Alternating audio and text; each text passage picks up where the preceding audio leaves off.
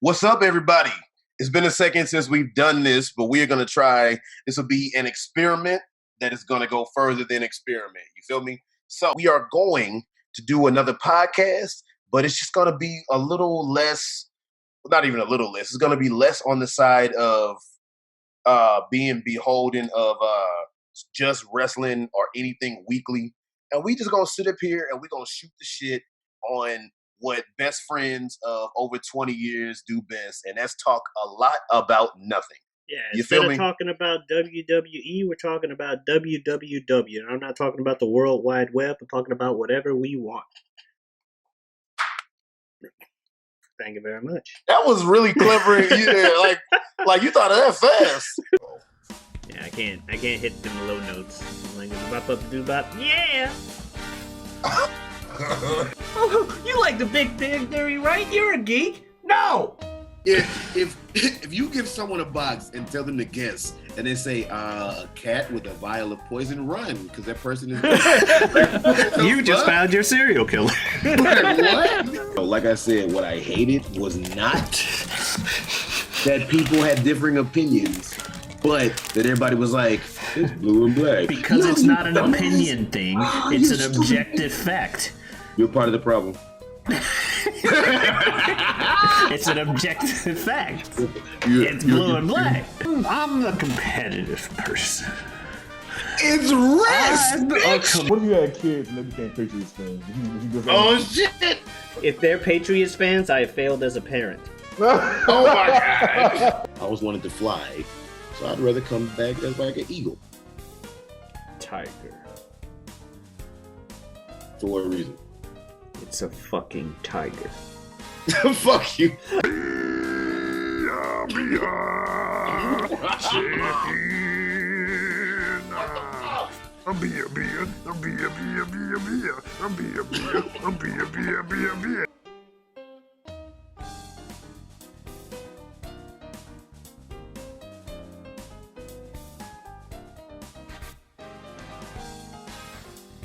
Warren Kenneth Worthington III, also known as the Avenging Angel, also known as the Horseman of Death Archangel. First appearance, The X-Men, #1, September 1963.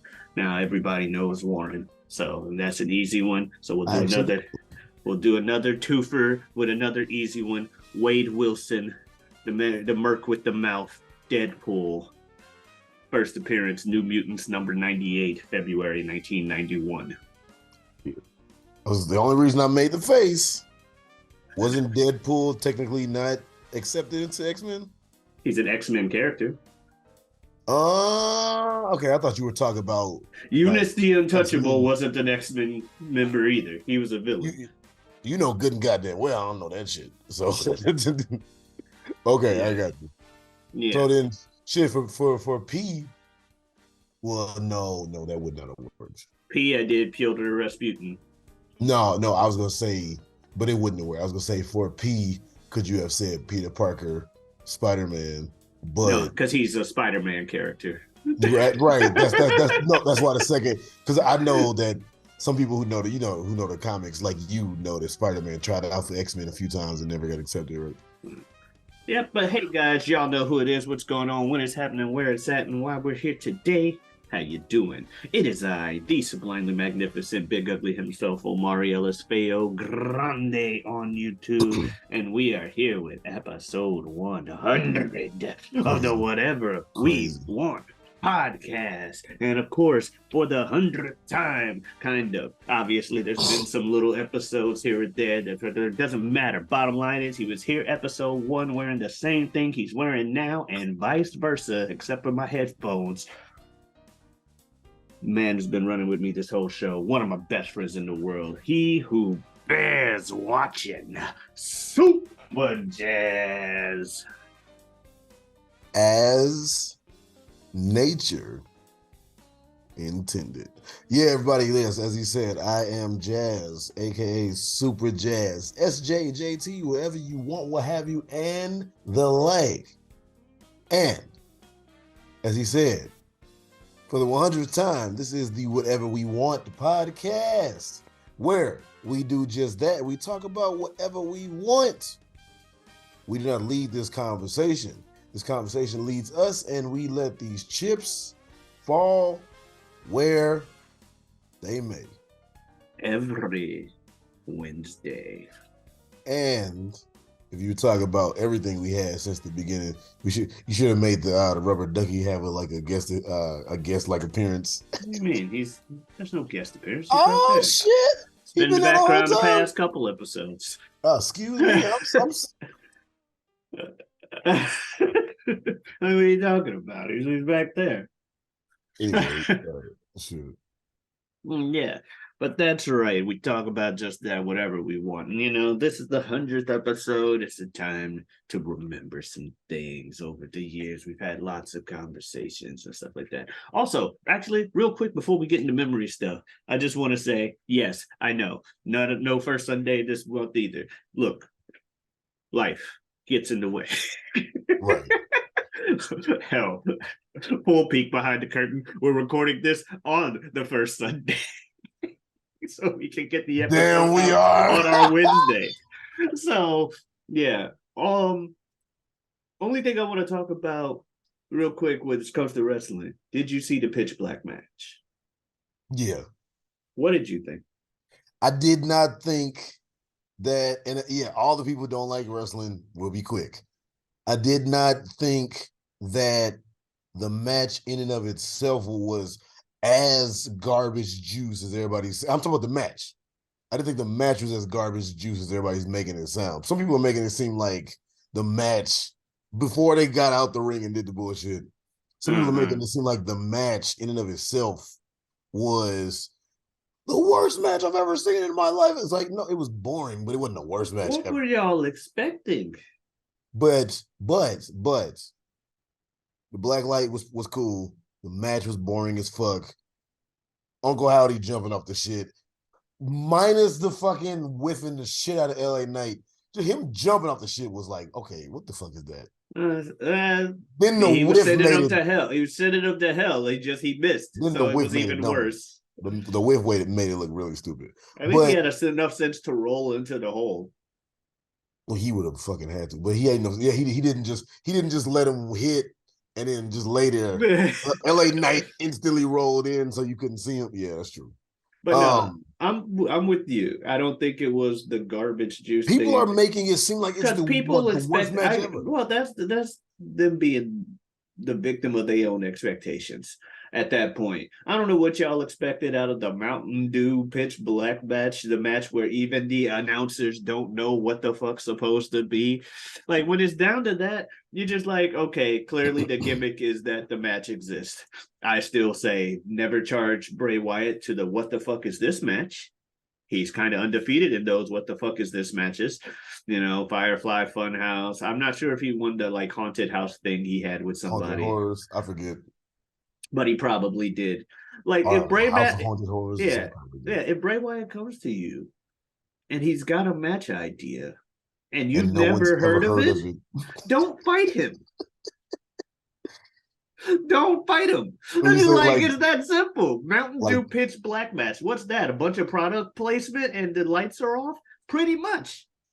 That's all I expected. Product placement and the lights to be off. And that's exactly what we got. In fact, we got more than I expected because they did the whole black light thing.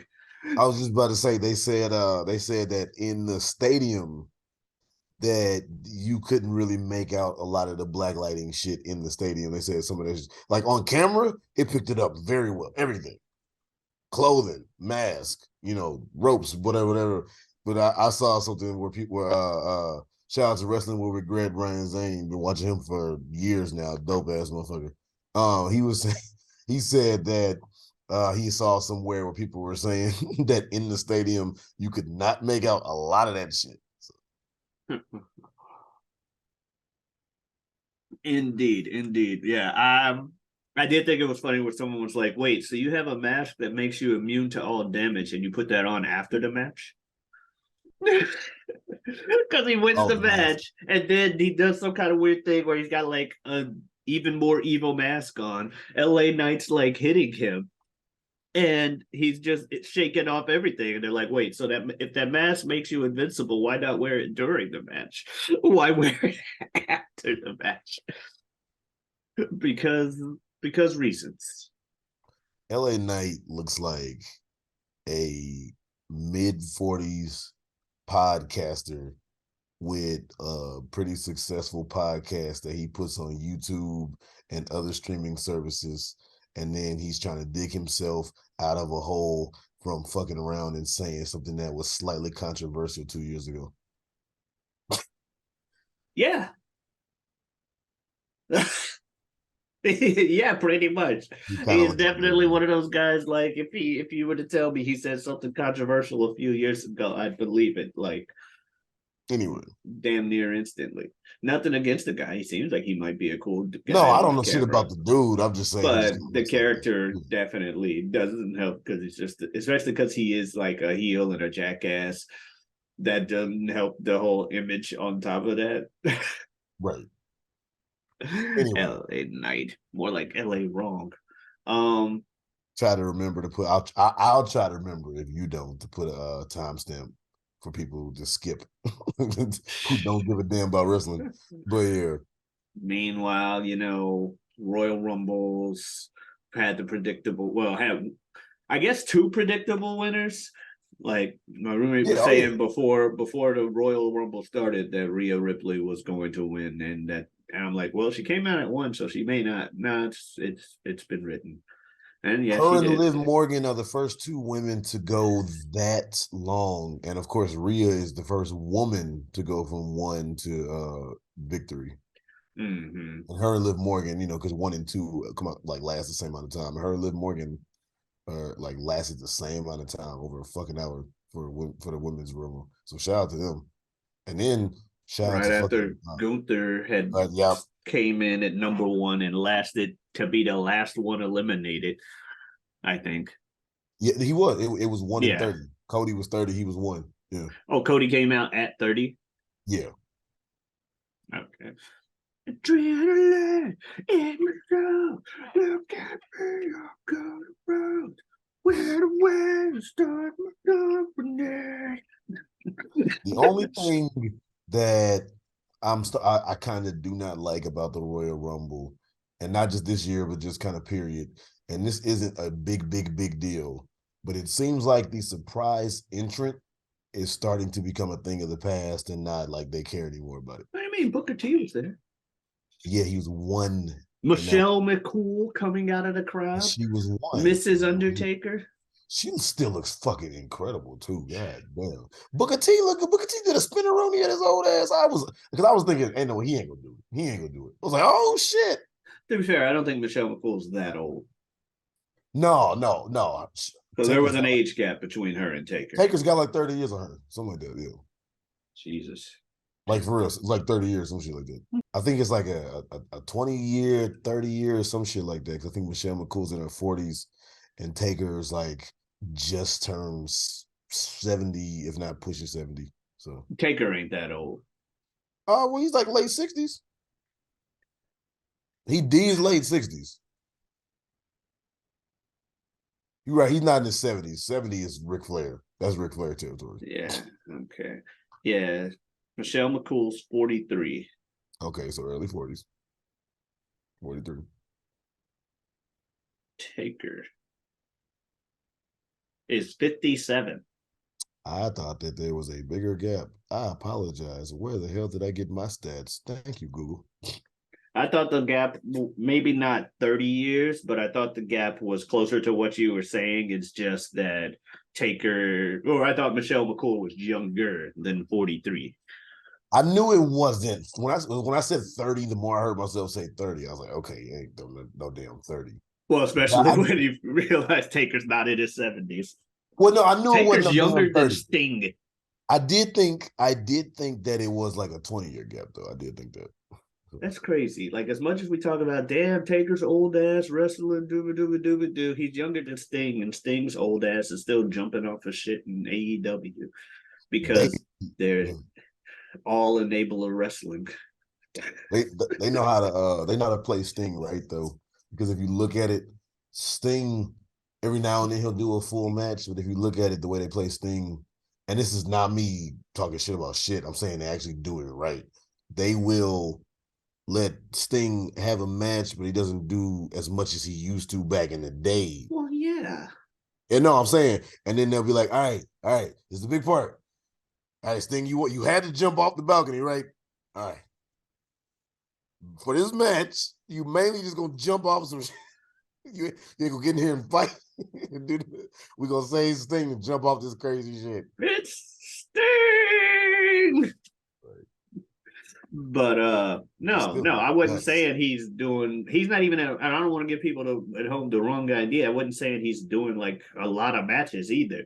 He wrestles once in a blue moon, but the fact of the matter is the few times he does, he's doing shit like jumping off of balconies a la, Jeff or some shit, which he doesn't need to do because he's in his 60s.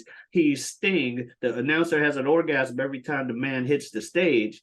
No, they know exactly how to play Sting to get more bang out of Sting. But I'm also surprised. Sting is 60, like 3, 4, some shit like that. Yeah, I'm also surprised. I'm also not surprised he is jumping off his shit because he's hanging around with Darby Allin, who Ibn tweeted out this past Wednesday. Darby Allin had a match. Ibn's like, Darby Allin's here for a good time, not a long time. I even liked the tweet and reposted it because that's how I feel.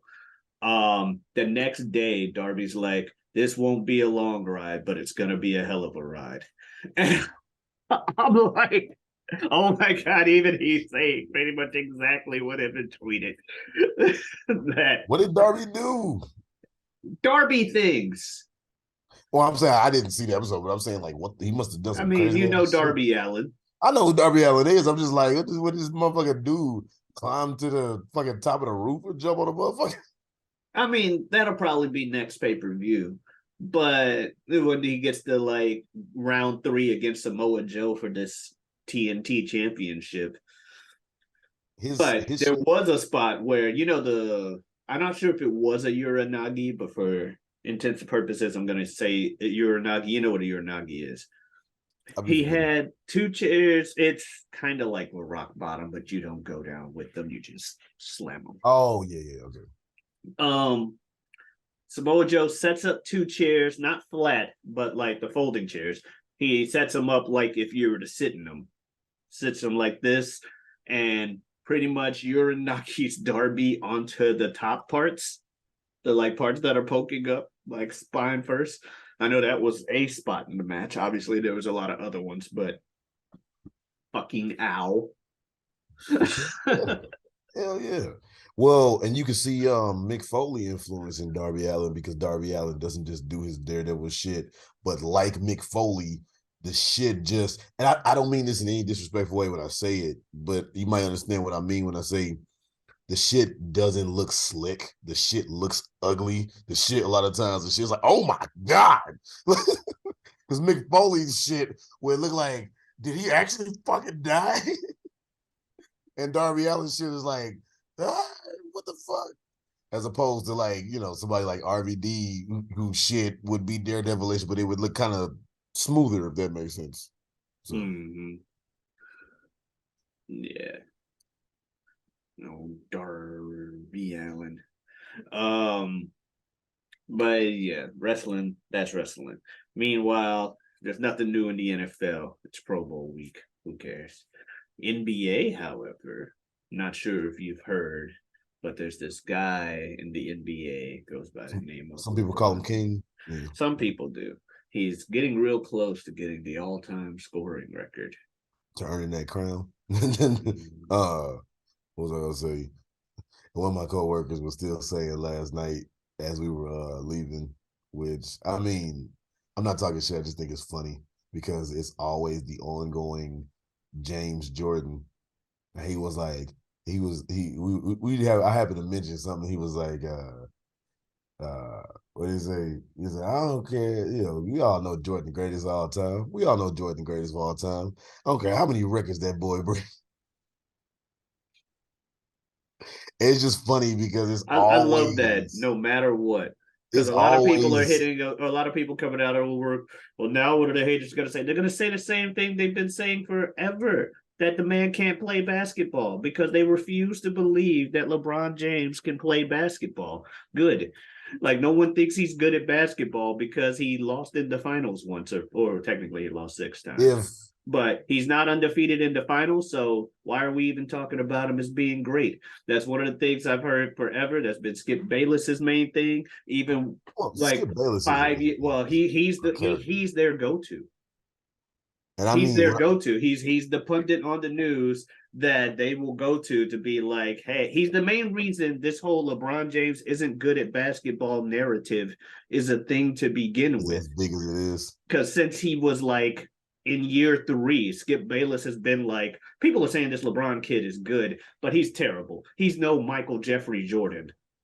You gotta raise the octave of your voice about 2 octaves. I'm not trying to do it. But you know what I mean. Skip Bayless, but yes. No, when I think of Skip Bayless, I'm like, this dude is of course I'm not nowhere near as into sports as y'all, so I don't watch ESPN that much. But the times I've seen it, I'm like, this dude is a character, and not like, oh, he's a character, like, oh, he's silly with it. No, I mean, I don't believe that the guy Skip Bayless is nowhere near as fucking just out there with his fucking hot takes and fucking boisterous in those ways as the dude is. It's a show. I think he it's him believes turned up to like 11. But it's him. I don't think someone would consistently believe that much shit that is against the grain. Well, to be fair, his only real against the grain things are LeBron being good at basketball. He doesn't believe that's a thing. And him at one point thinking that Tim Tebow was going to be great, which I guess, to be fair, Tim Tebow was one of the best college players at his time. Like he was one of the top all-time college players. So I could see him really wanting Tebow to do good in the NFL. Hell, even I wanted Tebow to have at least a second chance. When you got your Nathan Petermans and people who keep having jobs, Tebow could have had at least a second chance. The dude made it to the playoffs and won a game in the playoffs. Not a lot of people will even do that. Wait a minute. Wait a second. A new opponent has entered the tournament. And by opponent, I mean apparently a friend of the show coming in here. We got, yes, please stand by just a moment. Clearly. All right, so we're standing by. But yes, bottom line is, clearly this is not an accident. Even a few years ago, I'm here for this. Skip was saying, when they were like wondering about the catching up with the record, Skip was like, that's just a longevity thing. No one cares about that. Of course he's got to get it. He's been in the league 20 years. Meanwhile, I'm sorry, we don't have it. We have the greatest showman. Oh my God. What is happening? What is happening? Happy 100 episodes! What is happening? Hey! What is up? We have a special guest appearance from the greatest showman himself. A better showman than Hugh Jackman, if I dare say so. At least in that. Hello, everybody. Movie. I just had to. I was about to say, don't do Hugh Jackman whole career. That's all I was gonna say. Go ahead. I just had to jump on and grace you guys and congratulate you on 100 episodes. Thank you very much, Bill. Thank you, everybody. Y'all know Bill Smith, special guest over here. Another one of my best friends in the world and a co-host of the This Guy Hasn't Seen podcast every Tuesday. Every Tuesday. And I also brought a special treat if you could indulge me for just a short moment. Sure. I don't know what idiot this is. Let's indulge all this shit. What the fuck? Go ahead. All right. So what I did, now I'm an avid podcast listener for a very long time. And there's kind of a little bit of a trope on anniversary episodes that I wanted to bring to you guys today. And that is a quiz of what you two may have said over these past 100 episodes. So we're going to see how much you know each other and how much you remember about yourselves. This should be So, interesting. I have, and while I was privy, just let me go ahead and disclaimer this. yeah, While I was privy to the fact that Bill would be joining us today, clearly, but while I was privy to the fact of that, I have no idea what any of these questions are. I requested to do this on my own volition. Yeah, this was his idea, and I'm like, you know what? We don't I really didn't have know much anything planned about for this. episode 100 Yeah, this is a total anyway, surprise for Jazz. So Can I- let's do it. I was gonna say real quick, people watching and listening, please get you some good friends. Get you some good friends in your life. Yeah, I knew this I shit was couldn't gonna recommend- happen. I couldn't It's episode recommend it 100. more. We needed some good shit. This is You had fun. to have something special happen. Come on now. I agree. Oh, this man is about to quiz us on some. He took his time, damn it. I scrubbed through a few episodes this care. past week and pulled a few moments that I thought would be good to check you guys on. All right, So let's this go, let's first get it. one is going to go to Omari. Okay. Omari, in episode number 16, entitled 40 Questions to Ask Your Best Friend. You Oh, I both know this. listed your favorite songs of all time. Oh, shit. Jazz listed 2 songs. I need you to tell me at least one of them, and I need the artist and the song. Bonus points if you can get both. I don't know if you'll get it, but my 2 favorite songs never change. So I don't remember what I said, but I know what I always say. So 2 favorite songs, not like motivational albums and stuff like Kick Push with what's his name? Lupe.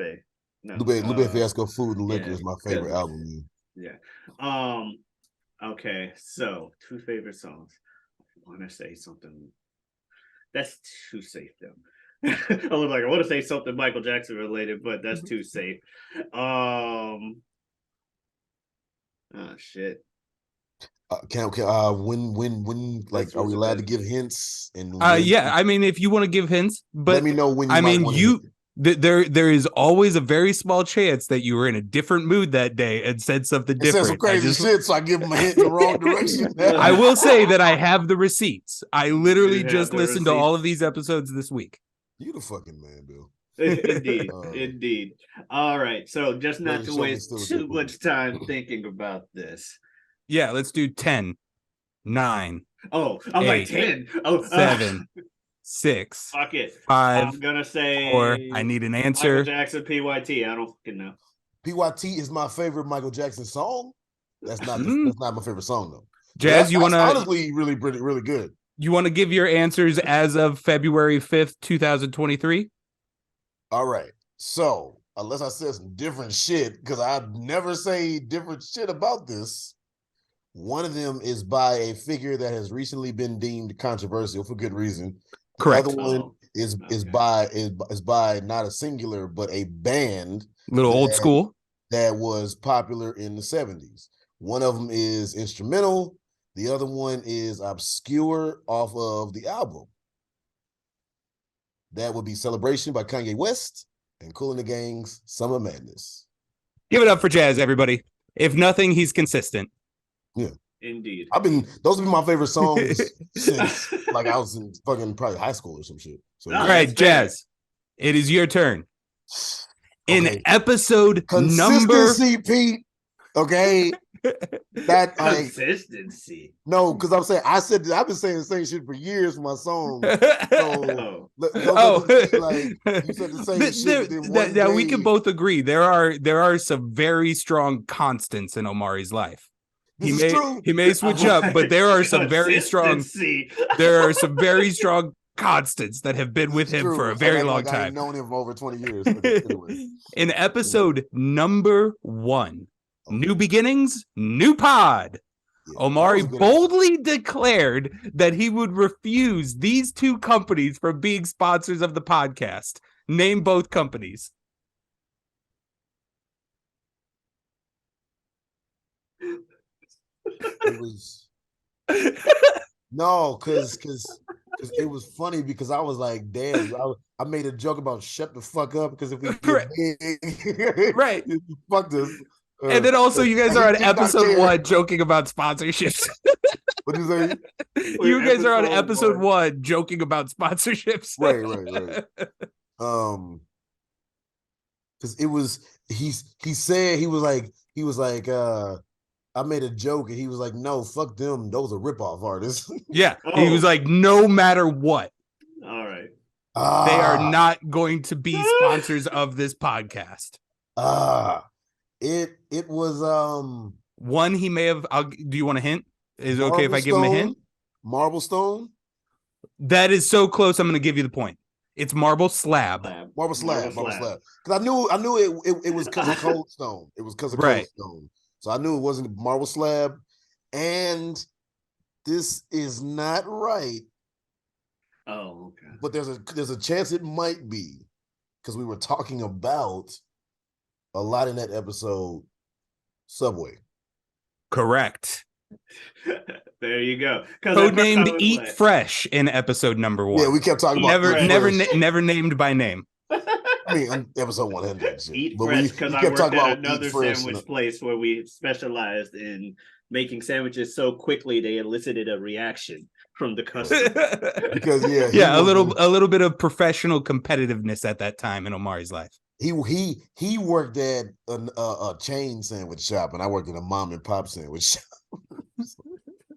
You're the sandwich bros. By the way, we pointed it out earlier, Bill, but speaking of that first episode, we are wearing what we wore in said first episode. Oh, that's funny. That's funny. I would, as a fan of the podcast, I would like to just comment right now that probably my favorite was classic noir jazz from about half a dozen episodes ago, where you were backlit by a window and we were only seeing the shadow of you. That's so funny. Every once in a while you would lean in and we would illuminate your face. What's his name? He's like, I'm liking this Superjaz noir thing. Yeah. Jazz in the shadows, as I've been put it. We're gonna stay with jazz for the next one. In episode number 72, entitled "You Guys Haven't Seen This Guest," featuring the first appearance of yours truly, we spent the majority of the episode discussing a hypothetical fight between Tony the Tiger and Barney the Dinosaur. On multiple occasions, Omari insisted that Tony the Tiger is filled with what? That's so open-ended. Full of blank. More times than I could count. Do you remember, Pete? Or more times than I cared to count. Like, obviously don't tell me, but do you even remember what you said? I have an idea, but no. It was a strong moment of the episode because you and I, Jazz, found it a ridiculous statement that he kept insisting on so many times. It's gonna be so obvious when you say it. Omari, do you have any thought? See, not anymore. No, especially if you didn't agree. I want to be like muscles, rage, fucking competitive spirit on that line, but much more specific, which is why it was odd. Fair. Tony the Tiger is chock full of testosterone. He said that many times because he's ripped. He's just full of testosterone. He said that many times. Like, this was Tiger. Yeah, it's Tony the Tiger now. Someone now that he remembers it, he's going to defend it. No, because there's nothing to defend. Look at him; he's chock full of testosterone. But I was going to say, to be fair to Jazz, because we had the whole argument of nerf to dinosaur versus buff to tiger. One of the things we didn't take into consideration with Barney is he's got fucking magic powers. And his magic powers put him over Tony because he can do all kinds of random BS with his magic. I'm not familiar enough with the show to have been able to tell you that he has magic. I brought up this conversation to a lot of other people because, like many things where Jazz and I disagree, that polarity wise, I have to see if it's something else. Like, is The Greatest Showman a good movie, for instance? But the bottom line is, you said that to other people. What they say? Tiger, they said no, didn't they? They said no, didn't they? I mean, do we have to have the whole conversation? I mean, but Tony the Tiger versus Barney the Dinosaur, I got a lot of other Tonys, but one guy was like, actually, you think about what and they actually God, we some enlightened me, and I nerds. was like, "Oh, Barney's got straight up superpowers. Fair enough." Tony's my dude. If we're not talking superpower, we're just talking buff tiger versus nerf dinosaur. I still got Tony, but because he's chock full of testosterone. Tony. All right, so that was a hyper specific one. So we're gonna give a pretty specific one over to Omari. Go ahead. Omari, in episode number 13, entitled Wrestling Games and High School Video Projects, featuring one of the mini appearances of Jazz's brother Ibn, Jazz describes having to do a special weather report presentation for school that featured a very lazy twist on a classic song. Can you name the classic song? That's specific as fuck. I remember that shit. I mean, there's hints. If you dissect the question, no, I'm not saying there's some built-in hints. High school project, a lazy twist on a popular song for a weather report. For a weather report presentation. Weather report. We should not have gotten the grade we got when we did that shit. He didn't do It's Rain and Rain. Let's see. God. I hate the way my brain works sometimes. Featured a lazy twist on a classic song. Yes. Go with your gut. Okay, It's Raining Rain. The song is It's Raining Men, which they changed to It's Raining Rain. Dude, I was about to say, if you would have got the answer and then psyched yourself out. I thought it was too specific and you got it. Here's the thing. It's Raining Rain sounds like some shit I would just say to be stupid. Which, I mean, we've been friends forever. So that's why I kind of credited myself with it. I'm like, no, it can't be It's Raining Rain. That sounds like some shit I would say. Me and my friends did It's Rain and Rain. God. Hallelujah, It's Raining Rain. To go with the whole wrestling video game thing on top of it. Because that's also was mentioned in Rain. Rain, the character. R8. It's Raining Rain. That's it. And we did the can while singing that shit and actually got like a B. Oh fuck. Anyway. It's a great story. Let's cut to a clip. I think we had to like put the shit in a song or some shit. So our asses took It's Raining Men, right? And just changed it to It's Rain and Rain. And then to give us some movement, we did this half-hearted. 4 fucking like 13-year-old boys did this half-hearted can like dun, dun, dun, dun. And we was in this motherfucker like It's Rain and Rain, hallelujah, it's Rain and Rain, our rain, it's Rain and Rain. Fucked around and got a B.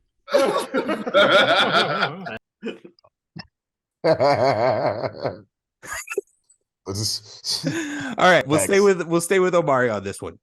In episode 9, Rock, Paper, Riches, and Theater Stories. Okay. Jazz committed one of the most psychotic burns ever documented on these 100 episodes when Omari detailed what he would potentially want to do with his facial hair. The following is YouTube's transcript program attempting to document what Jazz said.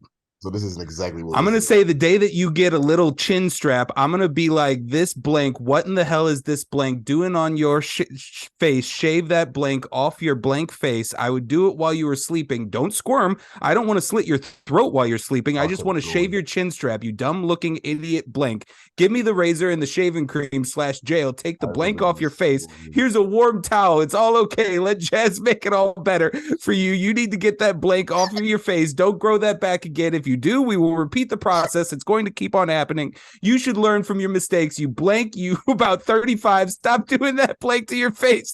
Okay, blank off your face. As I said again for the 5th, 6th, 7th, 8th time, don't grow this chin strap ass blank. There's no question here. I just think that is some of the craziest shit of all time, and I needed to repeat it. You the shit, Bill. Oh god. Omari gets a bonus point for having to sit through it a second time. I remember that. You said it a lot quicker than I did the first time. But you said it uninterrupted. Yeah, I just kept going because I remember when I finished, Pete was like, "You done?" I was just scrubbing through episodes, and then that came up, and I was like, "What the fuck?" He went in. You went remember in that, on right? you. Face. Huh? You remember that? Probably. Like the way he says it. I remember. I can I definitely see you going on a tangent like that. Just get that shit off your face. I'm gonna go to yeah. Don't move. Don't move. I'm coming. I remember that shit. All right, I got two more. One going to Jazz. In episode number 62, Target Reminiscence, in which Omari also revealed that he wouldn't ever watch the movie The Patriot because of its name association with his most hated football team. He told us about what tattoos he has considered the most on getting. I need you to name the thing that he would tattoo and the place that he would get it. A point for each. Tom Brady's face on his ass. No, I don't. No, I sorry. don't. Oh. Obviously, no. You wouldn't want Tom Brady's anything on any part of you, whatever it was. The good thing is, I'm pretty sure I named a few things. You named two things. Okay. What tattoo would he get, and where would he get it? Does it have anything to do? I'm assuming it has something to do with the Patriots. No, that was just a red herring. That was just a fun part of the episode. Oh, it's just a fun part. If I'm not that going I to wanted watch, to highlight. If I'm not going to watch a movie named The Patriot because I hate this team, why the fuck would I get them tattooed on me? I know. I'm just it could have been some. It could have been some FTB. You know, like across my chest or over my heart. You know, I want to get fucking number 12 with tears. I don't fucking know. No. Man, one is visible to you right now.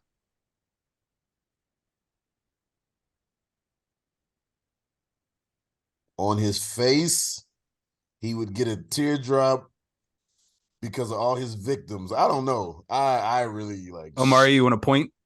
Shit, I don't know. Yeah. Oh, the Orange Cast. Orange Cast logo on his bicep. Also with a 314 and possibly an 814. He wasn't sure what the Thespian troop number was at the time. I think that sounds right. 814, 815. Yeah, something along those lines. As you were saying it, I was feeling like there was a 5, that there should be a 5 in there, but maybe. I'm not positive. And then the other was his mother's family crest. Yes. Gigantic across his back. I would not have gotten the locations, but the family crest thing, yeah. I didn't. I guess I didn't include the jokey ones in that episode, but other jokey options were my own face, bicep, or the dual American flags a la Guile. you talked about the American flags for sure, but it was as a joke. Like these two you specifically highlighted as you actually have considered it. Okay. At times. Yeah. When you said only two, I was like, okay, I can figure what those are. And I also just kind of turned to let the emblem be a bit more visible to Jazz. So you did know. Okay, I got you. Yeah. All right. So last one, and this kind of goes to both of you. In episode number 57, crisps descending whichever direction happens to guide them. In which you spent more than 13 minutes discussing the merits or lack thereof of the Big Bang Theory. The two of you sang the entire theme song to what popular television show? The song in its entirety was sung. We have had Fresh Prince of Bel-Air? I don't think that was it. Okay. Shit, your gut was right. Oh, Family Matters. I wouldn't be surprised if you start. There's a bunch of theme songs that you've kind of started going. I don't know if any of them you've ever done to completion. Because that's the thing is we've had a lot of episodes where we have like recited some random shit or sang some theme songs here and there. Okay. But like this takes long enough to where you're like in it in a moment and there's probably even eye contact from you two of like, oh, we're gonna do the entire thing. okay, we're doing the entire And thing. we've also had episodes where like one of us might have sung a theme song without the other one's input as much too. Mm-hmm. But this was joint. Fuck. Okay. So we did a theme song to a show in its entirety.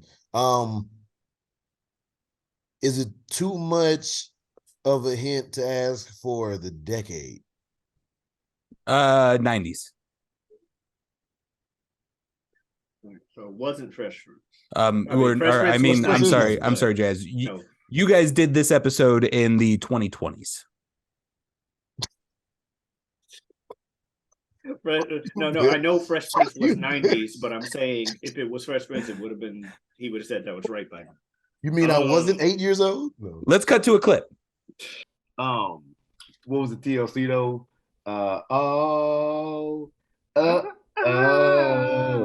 This is all that. I'll let you do it since I did the level. Check it. Now this is just an introduction before we blow your mind. The show is all of that, and yes, we do it all the time. So hit your booty on the floor, in the chair, grounder in the air. Just don't go nowhere, cause everything we do is all We all that. We're entertaining you, We all that. my posse and my crew. We all that. So sit still, cause we're coming right back.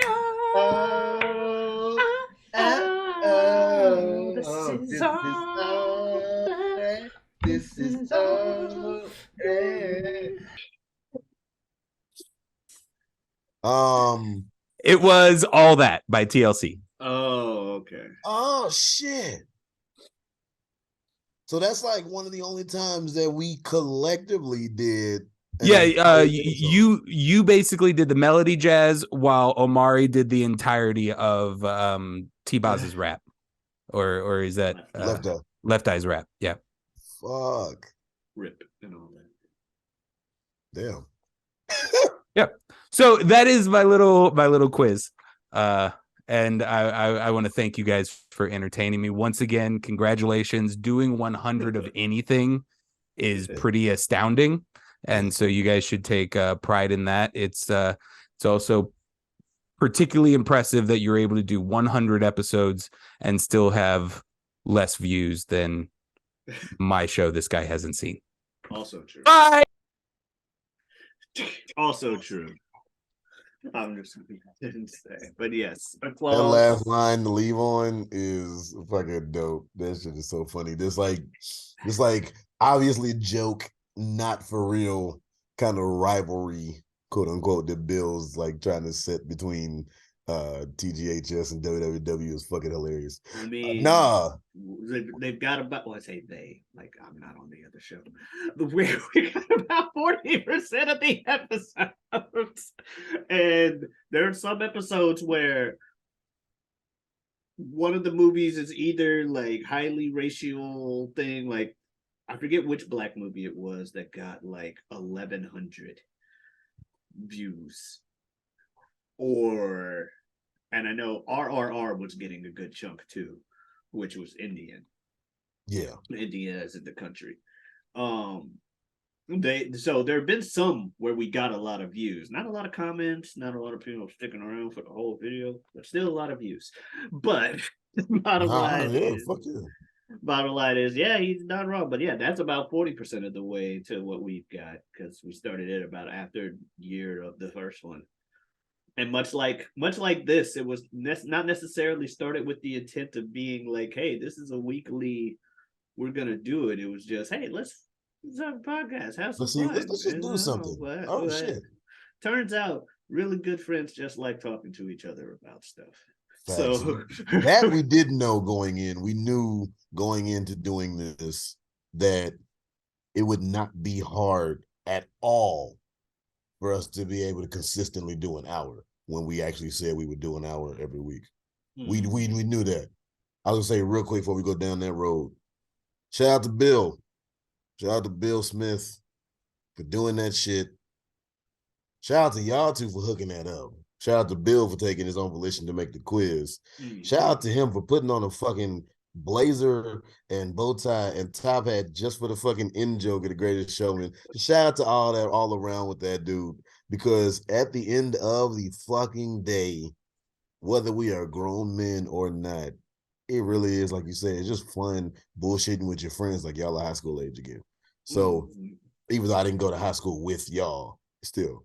So no, like that was really cool because episode 100. So now down the line, if your boy's schedule ain't too busy, 100 episodes pass by, especially because I like some movies and whatnot. This guy hasn't seen, might need to get an appearance from Jazz. On the flip side, yeah.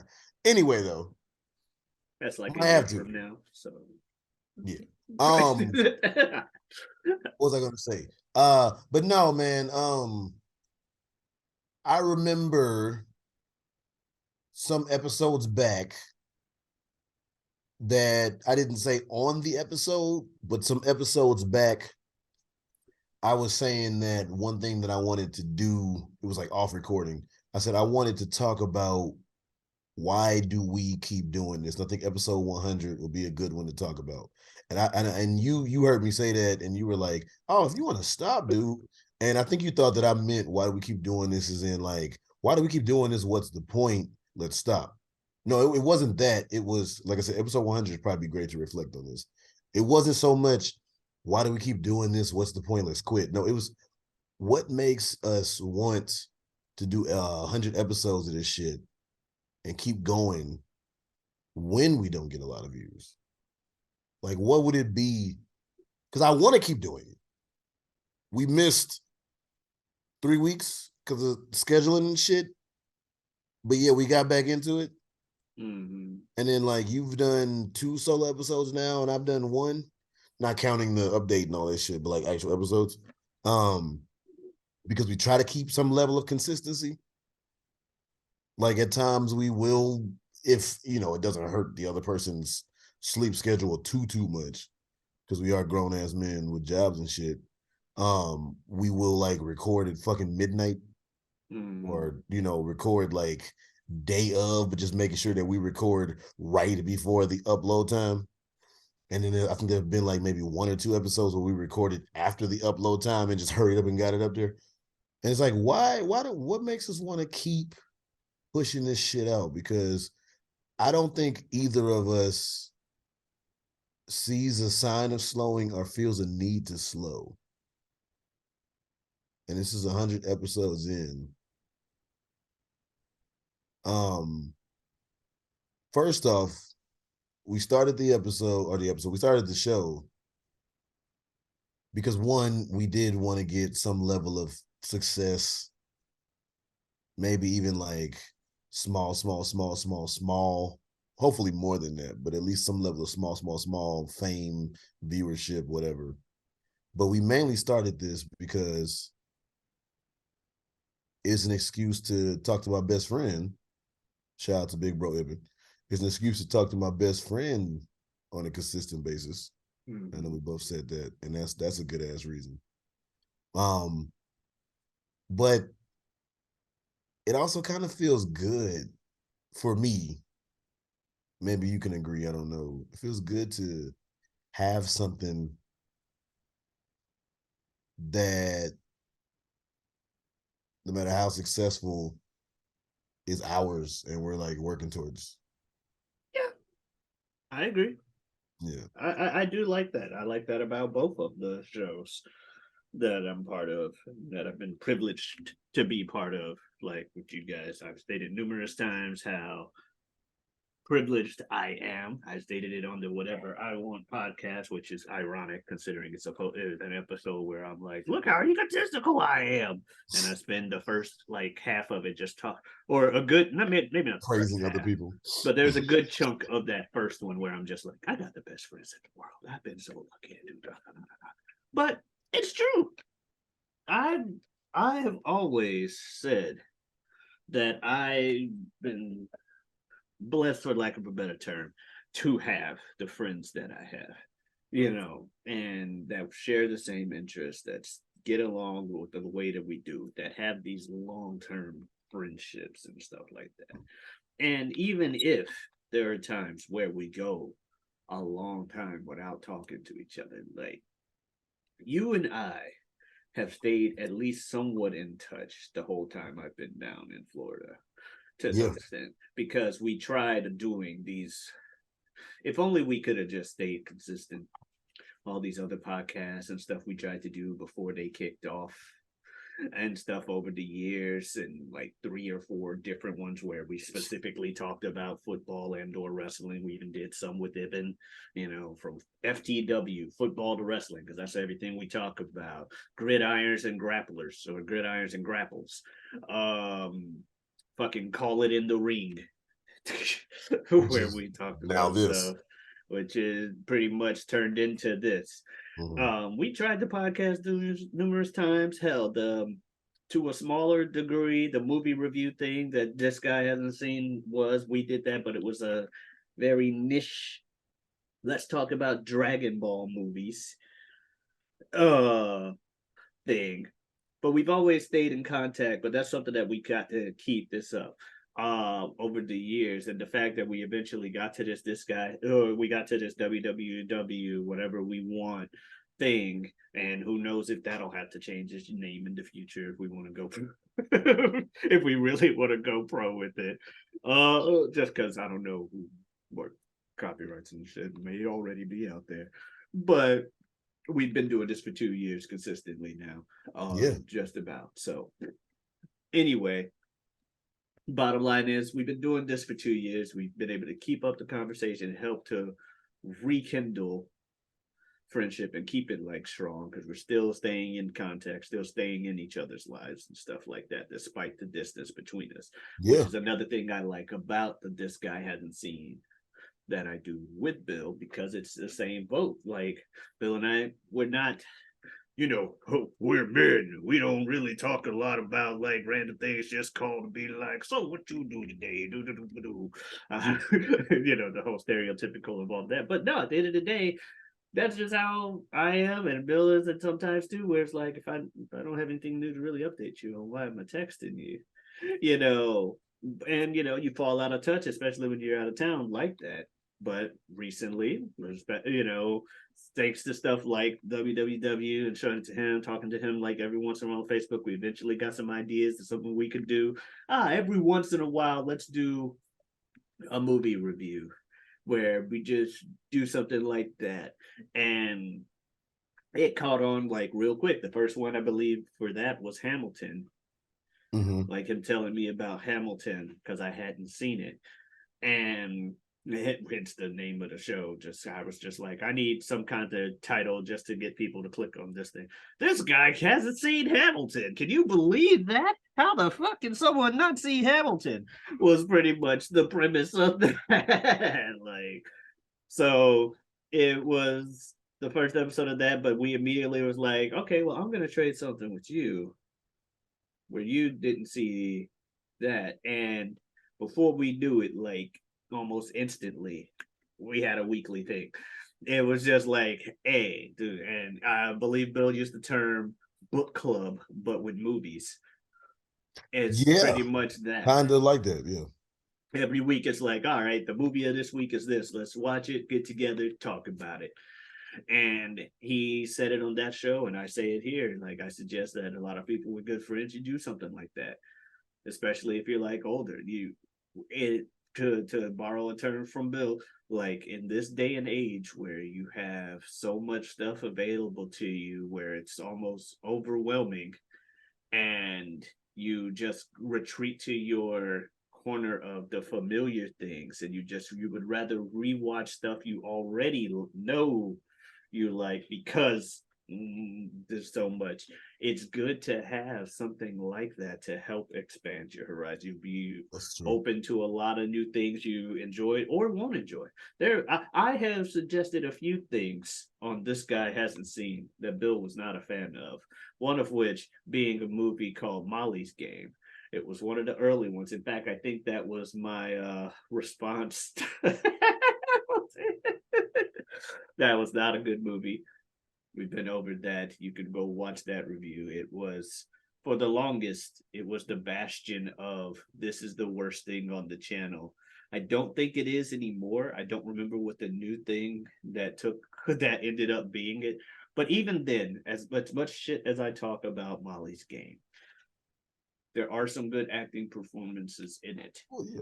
It's just not a good movie. Michael Cera, Idris Elba, Jessica Chastain, like they're not gonna put a bad performance in. I didn't know you had seen that movie, but yeah. But I was upset. It bored the crap out of me. I'm gonna be honest. But anyway, go ahead. mm-hmm. I thought it would be more interesting because of the whole. I like the whole little intro with the crashing and just like fuck you if you think competition doesn't matter or some shit or second place do. I forget exactly what she said, but I'm like, oh yeah. Oh, someone who's like the worst thing that something could happen to an athlete is getting and she's like, well, this is what happened to me. Yeah, fuck you saying that's the worst thing that can happen. You don't know shit. And I thought that was a cool little intro to something. It's like, all right, I'll watch this, but you're right. Upon rewatching, aside from just the basic, this is somewhat interesting of a premise, that's it. That was it for the movie. It wasn't that good. But at the same time, I got introduced to the movie Bloodsport, which I should have seen a long time ago. Bill got introduced to movies like RRR. I finally saw like your least favorite movie, The Departed. I finally saw that. I needed to see that movie. I liked it. It's not my least favorite movie. But let's see. Bridesmaids was solid. I know you hate that one too. It was solid. I'm not gonna get mad at you for saying that way, yo. There's difference between disliked and least favorite, but yeah. Yeah. I know you hate The Departed and Bridesmaids. I don't hate the movie though. But I might hate Bridesmaids. We also we covered your favorite movie, The Greatest Showman. Yeah, that we covered that. Bill even came on as an homage, an olive branch, if you will. Next time he's gonna talk about movies that y'all covered that are my favorite. That obviously I wasn't a part of. Next time, he should have dressed up as fucking Alpha Wayman. There you go. Everything Everywhere All at Once. What, you don't like that one either? No, I'm saying that movie I really fucking enjoyed. Oh, I'm about to say, damn, Jazz. No, you remember I was saying. I was like, I said no, you were like, well, you just went next time. You want to talk about movies that are my favorite. Dress up as Alpha Wayman. I'm like, what? Hold on. Right. Okay, I see how it sounded. No, like you really want to piss me off? Dress up as Alpha Wayman. Yeah. But no, how'd you like that movie? The Greatest Showman is not a bad movie. It's fucking hilarious. No, man. What were you done? Because I was about to just talk about whatever. I don't know, man. Want to cut you off. I'm gonna talk about whatever you want. By whatever, did you have something in specific? I do have another topic to change it to. So I saw this thing that my roommate showed me. It's a thing on Twitch. You can go to the channel Watch Me Forever, where someone has decided in this new age of AI art and AI scripting and all of this shit and AI whatever, they decided to make an AI Twitch channel that's just Seinfeld, but not Seinfeld. The show's technically called Nothing Forever, but the idea is you have your characters, Larry something or other, Fred Kostopoulos, Yvonne Carter, and Zoltan Crackler. Because copyrights. You got these characters, and they spend a lot of time in the apartment having conversations about random shit. Occasionally, in between scenes, it'll cut to an outside shot of the building that they're at while some kind of music plays. And every once in a while, you'll have Larry in front of a microphone just telling some jokes. It's literally meant to be like Seinfeld, but procedurally generated conversations by this AI. And the idea is the AI has been fed a lot of science. I don't know the exact scientific way these things happen. I'm an actor, not a computer scientist, but the premise is this AI somehow has been studying, Seinfeld and the format of things, as well as, it's just fed a lot of shit information wise, I guess, in general, so that it can talk about stuff with the characters.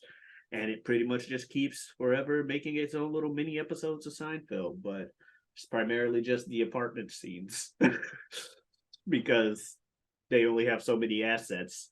Or like the stand-up as well, where Jerry's like saying it. And actually one of the little clips of the dude on stage doing the stand-up, he goes, "So what is the deal with airline food?" Which was hilarious. I saw a clip of that earlier today. It's like, "So what is the deal with airline food?" And there's even a laugh track that plays every once in a while, sometimes randomly. So it'll make some things unintentionally funny, like some things where it's just like, what the fuck are they doing? But it's interesting. It's not something I would recommend everybody literally just watch this all day every day. It probably loses its nuance really quickly, especially if you're not one of those people that's just like, haha, I will laugh at anything. I'm closer to the I will laugh at anything crowd, but even then I'm not going to watch it all day every day.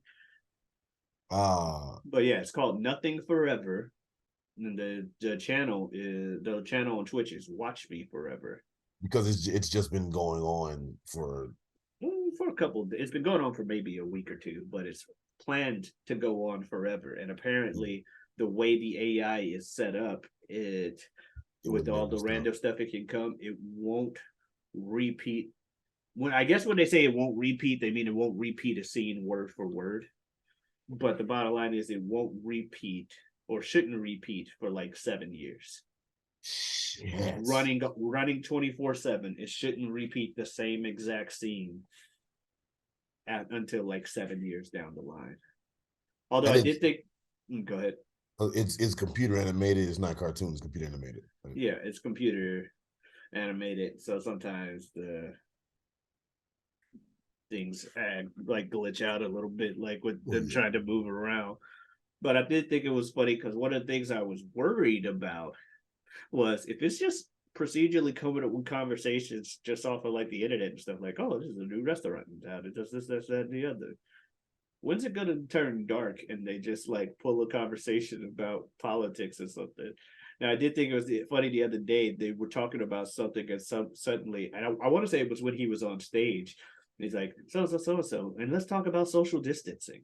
I don't think so. Like social distancing. He's like, and then there's the political climate. I was like, uh-oh, here it goes. He didn't say anything outlandish. He just kind of beat around the bush. Okay, I'm like, then it just was like an awkward pause and went to the next segment. But I was like, oh God, there's the political climate. Oh, this isn't gonna be good. That's funny. What was I gonna say? Speaking of Twitch, what's up with your Twitch? I streamed last night. That's what's up. I hadn't streamed for the majority of January because of various reasons. One, money was kind of tight due to the end of last year, so buying new games I wasn't really trying to do. Two,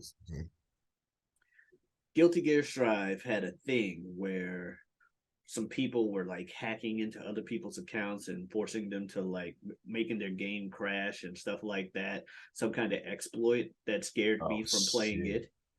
Shit. You know what I mean? It scared me from playing the game, but upon further inspection and stuff, it seems like it was only a small group of people in Europe that were doing it, and they only were really targeting big time like streamers so that they could get a reaction out of people like who were watching, like maximum troll purposes. They can't really, I didn't seem like they could get your like personal information. It's literally just like, hey, I'm going to make your day a lot worse because I can. And I'm doing it for the laughs. But so I was kind of scared to play the game for a while, but I got over that recently. I recently downloaded the game Wrestling Empire. I kind of want to start playing that. It was a mobile game, and apparently it's on Steam now. It's kind of like an old school. It's kind of like a retro wrestling game. The graphics are kind of older and stuff. The character creation though is pretty fucking spot on, or at least for what it is. It's really good. But you know, you're just a wrestler. You can do stuff like go backstage, talk to other wrestlers and shit, and just have fun, laughing at shit. There's a lot of wrestlers already in the game who are clearly allegories for real life wrestlers. Some people a bit more obvious than others. Like there's a guy named Snow Job, looks like Al Snow. You know, there's a guy named Blockbuster who looks like The Rock because he rocks in a lot of movies. So that's not as other, but when you think about it, like, oh, okay. Then you got like Sucker G, which ended up being Booker T. And there's just a whole bunch of shit like that and other wrestlers. There was Alpha Mel, like Alpha Mel as his name. Stone Cold? No, Alpha. When you say Alpha, what do you normally also say? Like something's Alpha the Bravo. Alpha. No, something's the Alpha, and then, or let's take God for instance. He is both the Alpha and the Omega. All right. So you have Alpha Mel. Kenny Omega. Yeah. Kenny Omega. And when you look at him, it's definitely supposed to be him. But it's like, okay, I see what because I was thinking Alpha Male because Stone Cold was like the top guy. Now, And Stone Cold has some Alpha other Male. Stone Cold has some other name, but he's in there too. There's a whole bunch of wrestlers that are in there, and just with some kind of like parody thing, and that kind of also helps. But you can beat the shit out of each other in the game. The graphics, like I said, though, it's kind of like a retro style game, so it's not like the physics are the best, but it's funny enough. And you can even injure like other wrestlers or get injured yourself, and or kill other wrestlers, and or injure other wrestlers. Like I know one of the backstage areas you can fight is a goddamn subway, and you could throw them on the track and have them get hit by a train. I saw a streamer actually have that happen to him. Someone threw him on the subway tracks, and his character got hit by a train and died. And he's like, "What the hell?" What system is it on? PlayStation 5? I don't know about that, but it's on cell phones and Steam. Oh, Steam. Okay, because I was like, Yeah, it seemed like something that wouldn't have been more on the console. That's why I was like, oh shit, I didn't think it would be on the console. Okay, no, that's cell phones cool. and Steam. That sounds cool. And then like the theme songs and stuff, like they have like generic themes for people, but one of them is the song where it's just keep it hard, keep it hard.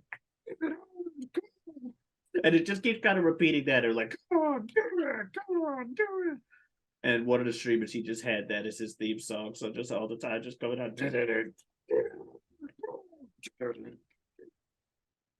And he would just beat the shit out of people, because after the matches, before you go backstage, you can choose to just stay out there attacking them, and that's how you can really injure people, because you're like pile driving them outside the ring and stuff, or holding them in submissions too long.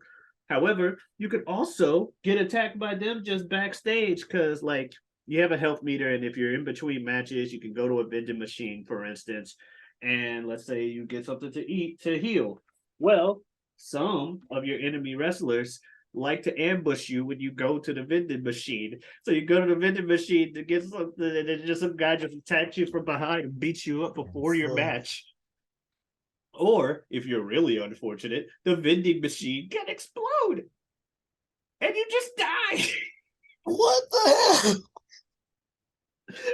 I remember seeing that. I was just like, the guy was like, because you can raise your stats by doing things, but it lowers your stamina before the match. So you just kind of like a little gamble. Like I can raise my stats now. I can wait till after the match. I'll do some stats. But the way the streamer was doing it, he was raising his stats, which lowered stamina. Then he'd just go to the vending machine while he waited for his match to start. But this put him in a dangerous situation half the time, because if someone just attacked him while he was at the vending machine, he's screwed. And then one time, he's like, okay, I gotta get ready for the match. Goes to the vending machine. Character died. There's also some black dude, and I think there also are original characters as well as the references to old wrestlers. There's this black dude named Akrite, Ackrite, Akrite. I ain't gonna lie. That's some black sounding shit.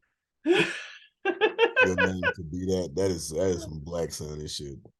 Akrite. I actually like the name because I'm like, I like it. I I'm like just it. saying, man. Yeah. Because I'm like, man, the catchphrase writes itself. You know why you lost? Because you ain't act right. Like you beat someone's Damn, that's ass. actually real slick. Be like, you know why you in your situation? Because you ain't act right. Because it's either A, you did not act correctly, and you ended up like this, or And you're B, not you me. ain't me. Yeah, yeah. You ain't Now, act right. shit, I'm the motherfucker over here trying to put out albums. I need to be taking notes. That wordplay was on point. You ain't act.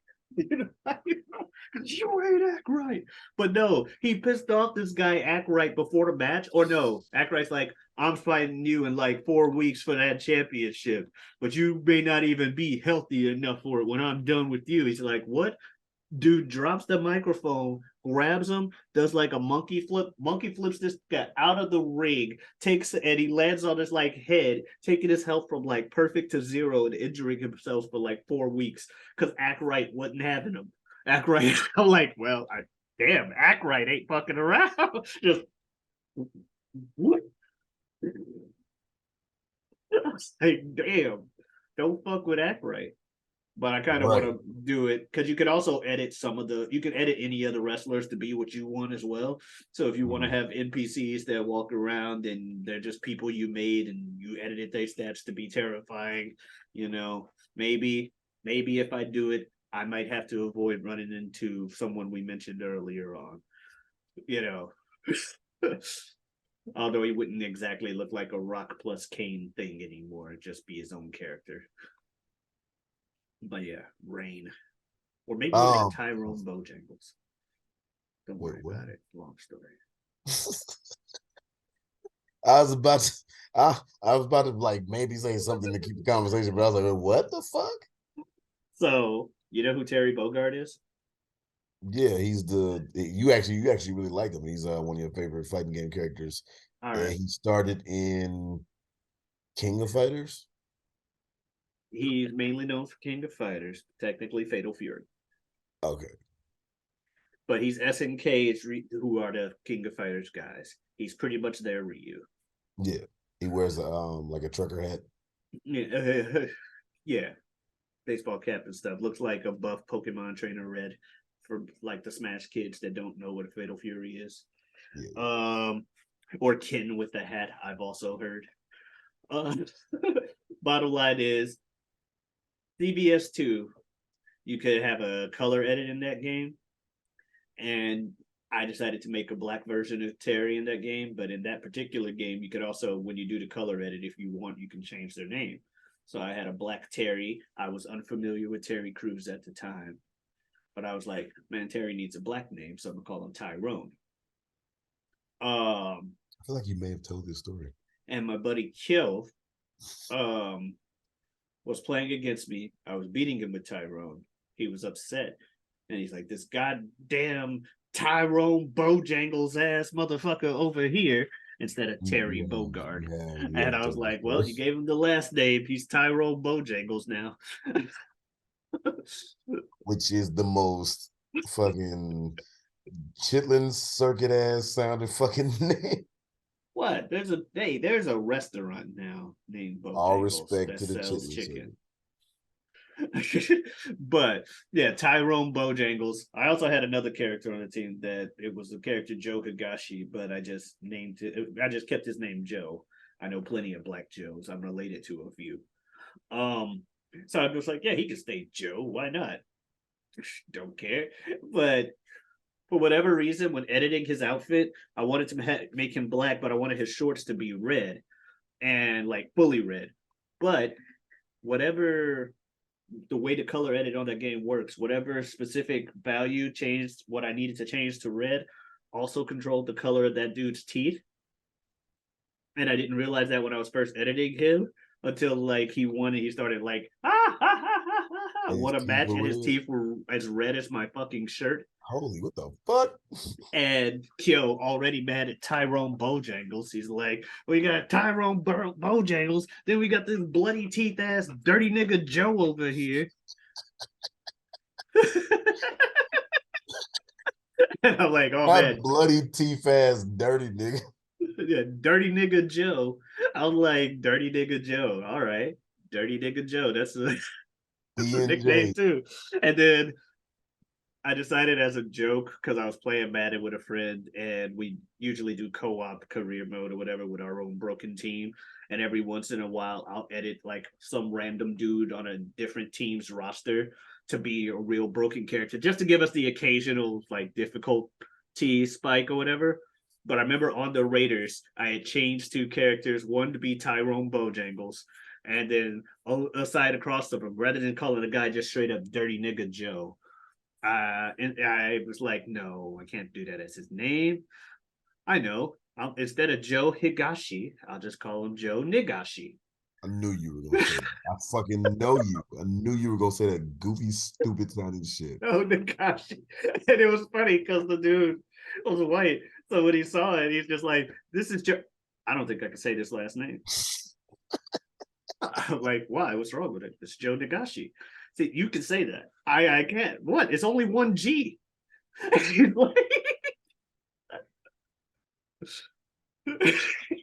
a setup. That's a setup. He's like, was that actually his name from the get-go? No, I did that. Oh, thank God. Because he was scared that was just a name that was generated from the game. He's like, this game's trying to get me. Took the G out your waffle. All you got left is take the G out your waffle. All you got left is. You know what this is. You know what this is. What? I'm quoting something, obviously, but I'm quoting a song. Is it a rap song? Yeah. But it's somebody that I know you know. Assuming it's Kanye. No. Take a G out your waffle, now you Luigi brother. I fucking hate you. took the G out your waffle, all you got left is your ego. You know it? You're right. I've heard that line. I don't remember who said it though. Bonfire, Childish Gambino. That's in Bonfire? Yeah. It's a bonfire. No, turn the lights out. I'm burning everything you motherfuckers talk about. Yeah. Yeah. Took the G out your waffle. All you got left is your ego. What's the line after that? Shit, I gotta look it up now. Okay. Because I know a good chunk of the words to that song, and I don't remember that line being in that song. I feel like you know Freaks and Geeks better than Bonfire. No, I know Camp better than I know his first album. Camp is the only album I really know a lot of his songs off of. Camp was his first album. No, I thought because he talked about like a whole bunch. He talked about something that he released before Camp. I thought. If you talk about album or you talk about EPs, he had a whole lot of motherfucking EPs. Oh my god! Oh, man. But no, but like actual album. I'm just being honest. And I'm being honest. I'm like, you got me. You got me when you start saying EPs and stuff because I don't really know the difference. So I'll say album when it's technically an EP. He had released, I don't remember what, but he had released some stuff, but actual like, yo, Donald Glover, the actor / comedian, Here I Am World as a rapper album was Camp. That was the first one.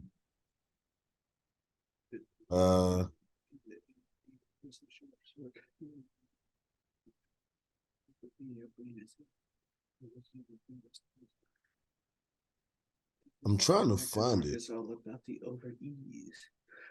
Like a barcode. I sound weird, like with the heart. He was actually My cup is flowing in full that of fucking song. glory, eating Oreos like these white girls. Vodka for my ladies, whiskey for a grown man, hanging through the hours looking for Earl. I told Jim I made the beat, so I'm calling it a slow jam, but you're in a hard man. These rappers are afraid of him because I'm a beast, bitch, girl. Invaders and I BNBs never because looked I at low. call girl, fuck you, pay me. Brand new whip for these just like slavery. Told me I was awful and that shit did not phase me. Tell me how I suck again, my memory is hazy. You're my favorite rapper now. Yeah, dude, I better be. Or you can fucking kiss my ass in this day. I don't think it's in that song. What? It might not be. Then what the fuck song is it in? I guess I'm wrong. I know he said it. I'm saying I don't think it's in that song. I'm looking at the lyrics. Damn. You right. Hold on. The fuck is that in? Took the G. Oh, I'm over here talking about I know Bonfire better than Freaks and Geeks, and you might know Freaks and Geeks better than Bonfire. It's ain't fucking Freaks and Geeks. There you go. Freaks and Geeks lyrics. Shit is in motherfucking.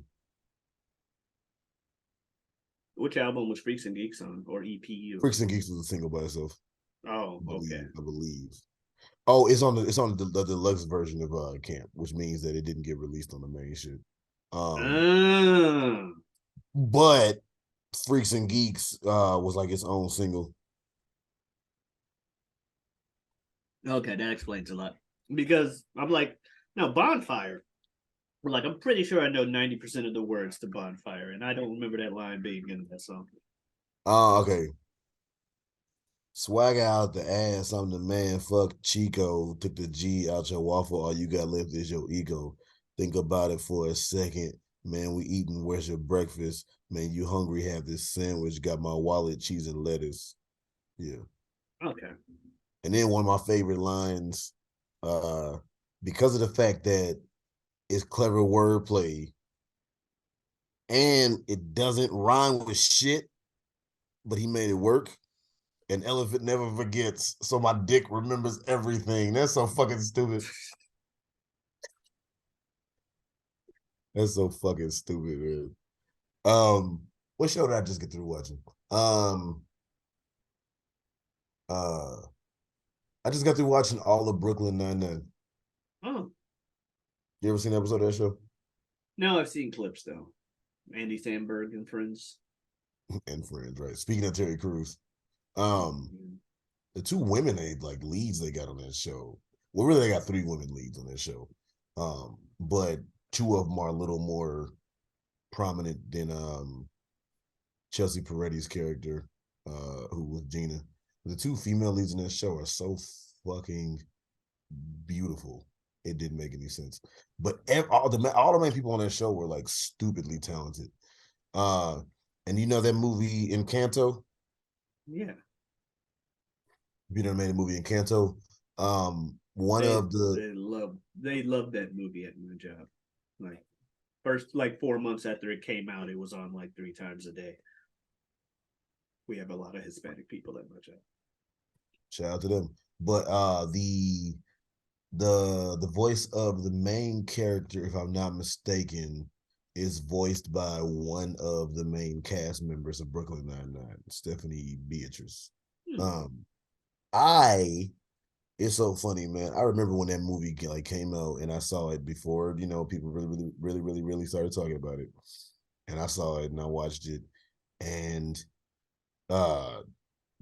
cultural shit aside or whatever like that, I remember watching it and just being kind of underwhelmed. And then I saw everybody else was loving it. And then I was like, the fuck is wrong with me? You're a terrible person, Jazz. Because I watched it and I'm just like, no fucking but I remember thinking the songs were just kind of whack. And I fell asleep on the shit. And like I said, I could tell the difference between the movie put me to sleep and I was just tired. It was a little bit of a combination of both. So, Encanto, I I know the Bruno song. I know the Pressure song. To be fair, I haven't seen the whole movie because, like I said, I fell asleep. We're good. There's the Bruno song and the Pressure song. We don't talk about Bruno got big, yeah. Yeah. And so did the Pressure one, because finally Disney's promoting a female character that's not your typical symbol of beauty. We can have a big, strong woman in a movie. Oh, yeah. So a lot of people built that up a lot more too. Now it's a good song, don't get me wrong. And she seems like a cool character. She got super strength and stuff as well. I have not watched the movie from start to finish where I could hear everything in it my damn self, because it was on at work all the time. So I just didn't want to bring work home, if you will. And it wasn't like some other movies I saw at work and then later brought on to this guy hasn't seen, a la RRR or Molly's Game. But it was one of those things where I'm like, okay, I can see why people like this. The story premise wise, everybody in my family hates me the entire fucking movie. I just don't want to deal with that just because I'm too cathartic and shit. And literally everything goes terrible for her like 90% of the movie until it somehow works out in the end. And there's just a lot of secondhand embarrassment involved, which made me not want to watch it. And I don't mean that as in this movie's bad, I'm secondhand embarrassed. I mean the character is in an embarrassing situation. Yeah. Like I love, and again, and to go with the whole thing of me saying that I'm not talking about the quality of the movie. I love Malcolm in the Middle. That show is hard for me to watch due to secondhand embarrassment. Funny. Especially the early seasons. Like that kid gets put in so many embarrassing situations, a lot of which of his own volition, and a lot of which of his family's. But there's a lot of secondhand embarrassment watching that show, so it's a hard show for me to watch. Doesn't make it any less good. It's still one of my favorite sitcoms because it's hilarious. And like most series where I'm like, this is one of my favorite sitcoms, the main character is probably one of my least favorite characters on the show. It's everybody else that makes that show work. Like freaking Hal, obviously. Bryan Cranston, legend. Obviously, Hal is up there. Reese, not so much. Dewey when Dewey's on his shit is hilarious. Francis as well. Lois, keeping in mind what her role's supposed to be, she's fantastic in it. Because I wanted to be like, how can you say Lois and she's always yelling and bitching all the time? I'm like, keeping in mind what her character's supposed to be, she's fantastic. It's crazy that there are things that annoy me about her, but they're supposed to be because, well, it's the kid looking at the mom who's really just trying to do her best. It's crazy that we haven't seen a lot of stuff or too much of anything big from I think her name Jane Kasmerick. Yeah. She was in the season finale. Oh, never mind. Yeah. She's in some stuff. I feel like I got that. She's in some stuff. That might be why everybody loved it so much, the finale. It was an alternate ending, but yeah. Oh. No, that wasn't the actual ending. No, I thought you were going to say that she made a guest appearance in Breaking Bad. That's what I thought you were getting at. There was an alternate ending scene that her and Hal recorded. You told me that. Where he wakes up from a dream and she just please, and you're married to a blonde? Her and Bryan Cranston did that. Yeah, you told me that. They got her to come back to do that scene as an alternate ending, which I know my roommate had joked for years that he wanted that to be the canon ending before they did it. I hope this series just ends with his Hal waking up. Had a dream. And they knew that those people out there existed, so they did it. For you fans who want this, there you go. But I thought you were saying that she made a guest appearance. I wouldn't know. I never finished the series. Breaking Bad? Yeah, I made it to season 3. because I was watching it with other people. I made it through season 3. Schedules were schedules. I was unable to finish. Now I would have to start the series from the beginning. I thought that because I know my whole thing in watching everything except No, the I last think episode. your reason is silly. No, but I thought you had seen the entire series though. This No, whole time I thought you your had seen series. the No, entire I thought your reasoning for not finishing it was It silly. is. It is. That's all. I wasn't saying like, how dare you never watch Breaking Bad. My thing was more, you didn't finish it because you want a I didn't know Schrodinger's you cat had. this. That's how we came up with the whole Schrodinger. We went on those numerous Schrodinger's, Which was actually a really good episode. Like that was some good conversation. Schrodinger's Chekhov's gun. Right. What happened? Schrodinger's Chekhov's gun actually would be a very weird thing if you could make it happen, because it would be like whatever Schrodinger's Chekhov's gun would kind of be like whatever is in the first act that seems innocuous would have to show up in the finale to show its importance. But that's if that thing was there in the first place, or if it wasn't, because you acting upon it would make it be a thing to be innocuous, to then return, to then actually have importance if it was something to be important. Like, it's like... Is this a dimple? What, me? No, me. Is this a dimple? How the hell are you this motherfucking old and don't know if you have dimples? Because I never thought I did. I don't think I do. It just looks like a fucking dimple. But it's not one on the other side, so I don't think it is. But it looks like it. Maybe I'm just not that it's super important, bitch. You even hear what I said? But no, yeah, innocuous. Schrodinger's Chekhov's gun. I have one dimple. Okay. I know that. Well, I'm not the most unique looking of individuals, okay? I'm very average. So I want there are certain things that people have that help them be eccentric. Me, it's my personality. But look-wise, I don't really have eccentricities. So something like a dimple is something I never thought I had. So I'm looking at myself as I am wont to do, and I noticed that I sound so fucking geek. If you tuck out your ass, I sound so egotistical. It's going to be an explanation as to why your breath smells like shit. Oh. Well, I'm talking out of my ass, and of course my breath's gonna smell like shit. What? You get it? Because I'm saying your breath smells like shit, but I'm also saying you tuck out your ass. Mm-hmm. Get it? Yes. And I'm saying, well, if you're talking out of your ass, it's going to. But no, I saw recently, and I was like, do I have them? No, I don't have dimples, but I think that's just wrinkles from fat moving around my face. I have one dimple.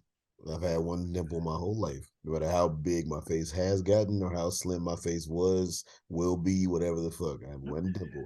The fact that you are as old as you are and don't motherfucking know you have one dimple or not.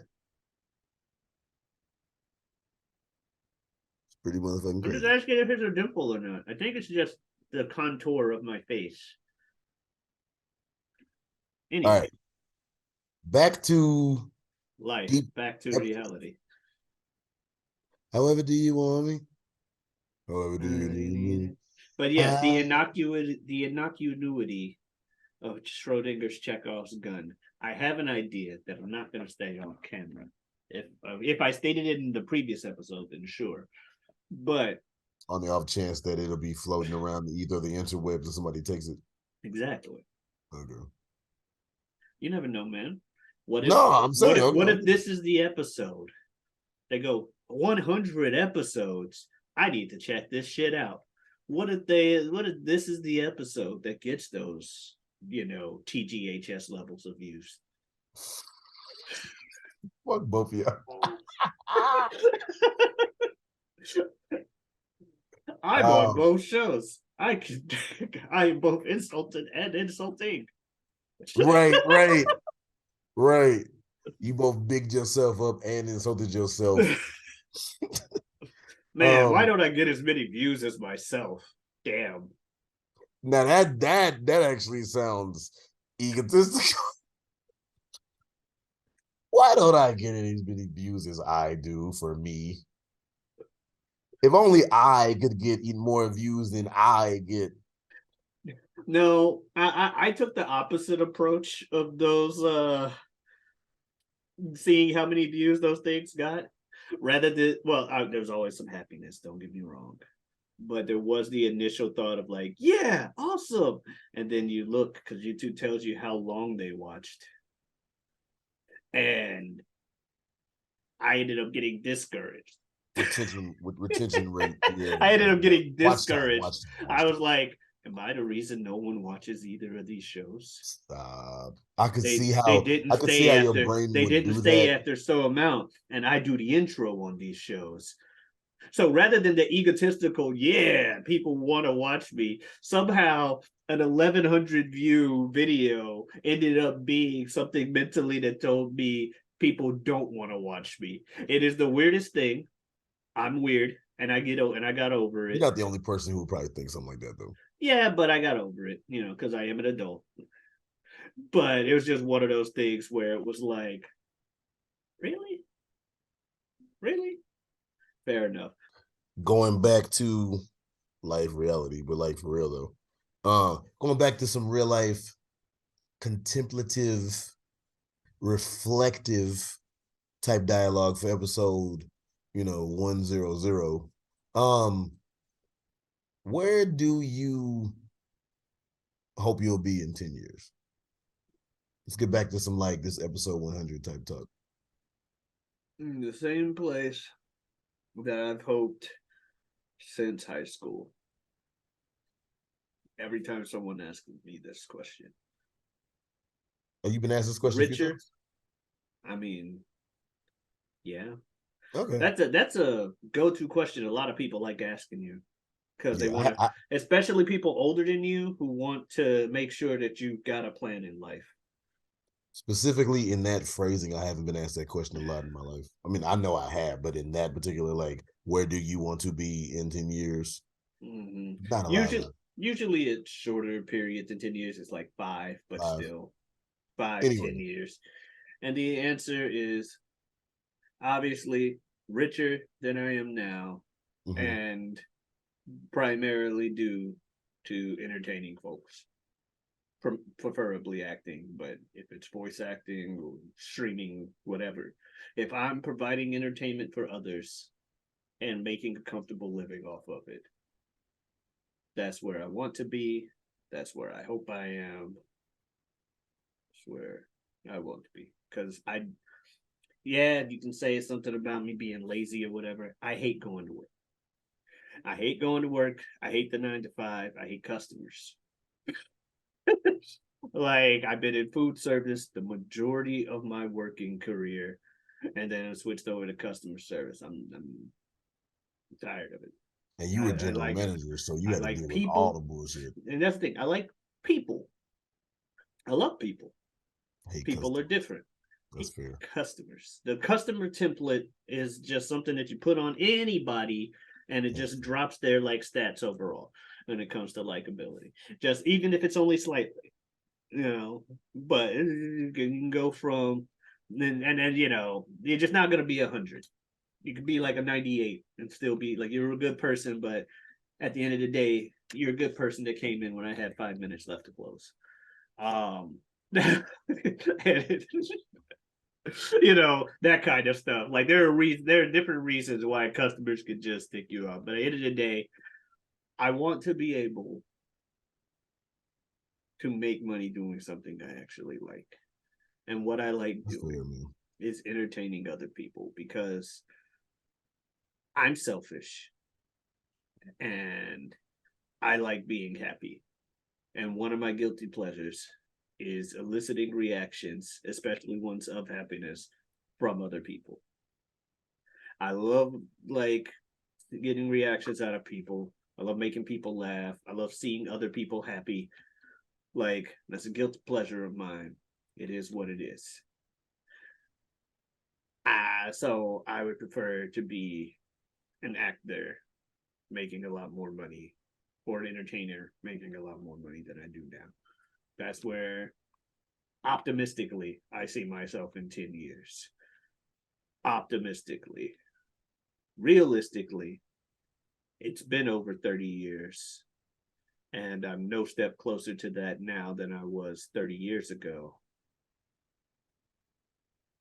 So, they call it a dream because eventually you have to wake up.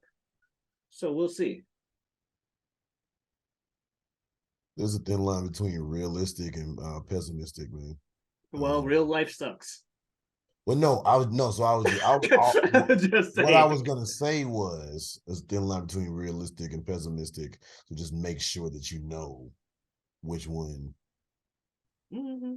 because sometimes being slapped with a dose of realism is good because you're not, living in the clouds. But sometimes being too pessimistic is bad because you don't reach for the clouds. So it just depends. 10 years, I will be in my early 40s. And I hope 10 years from now, not to say where I think, but where I hope 10 years from now to either be in a much, much better apartment or at the to really, I hope, no, what I was going to say was I hope to be in a house, but if anything, to be in a much, much better apartment. I hope to, if not be living in Chicago, to have actually lived in Chicago for a minute to get it out my system and see how much I actually enjoyed it, or otherwise, to get to a point where I have, if I'm still rapping, 40 and rapping is, we'll see. Most likely I will still be rapping because my number one passion has always been acting. But yeah, I think I might still be rapping. If I'm still rapping, I hope to have amassed some level of a following, even if it's not a huge one, for my music. And I hope to be able to be making a substantial amount of money off of acting to where I can comfortably live off of acting, even if it's the way I'm living right now, but all I do is act and rap and podcast. But yeah, basically what you said. Because yeah, we all as entertainers, we got to get day jobs because unfortunately the art that we pursue doesn't pay the bills like that. But or at the very least, because I still did want to try my hand at like a hauling business or some type, if I have to get a job that is not if I have to do a job that is not, one of my passions, I hope to at least be doing my own thing so I can, write my own ticket and my own schedule and all this shit. Realistically, 10 years. Oh, and also I don't necessarily know. I don't think I want to be married by then. I don't know if I want to have an actual girl. I don't want to be married by then. We'll see though. I don't know. I don't know if I want to have an actual girlfriend, but I do want to be consistently fucking like a lot. I ain't gonna lie. Like over the last 10 years, I want to be on some like jokes, but not too far from jokes. I want to be on some Will Chamberlain shit. I don't know the Will Chamberlain shit, but I'm assuming he fucked a lot. So, he claims to have. I think it was Will Chamberlain. Yeah, he claims to have fucked like 100 women. Oh, okay. So yeah, so that's why I say that. Yeah, obviously, I think most men want to fuck as much as possible, consensually and all that.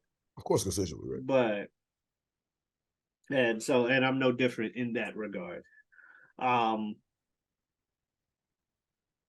Yeah, obviously, I've been less successful than most Same. when it comes to that department. Don't sell yourself short, good sir. I mean, I have been less successful than most. Yeah, but more successful than me, so I don't want to hear. Compared to me, you're fucking super Casanova. Well, I don't like using that term positive. But, you know, you're a regular ladies' man. They need to hire you in the sequel.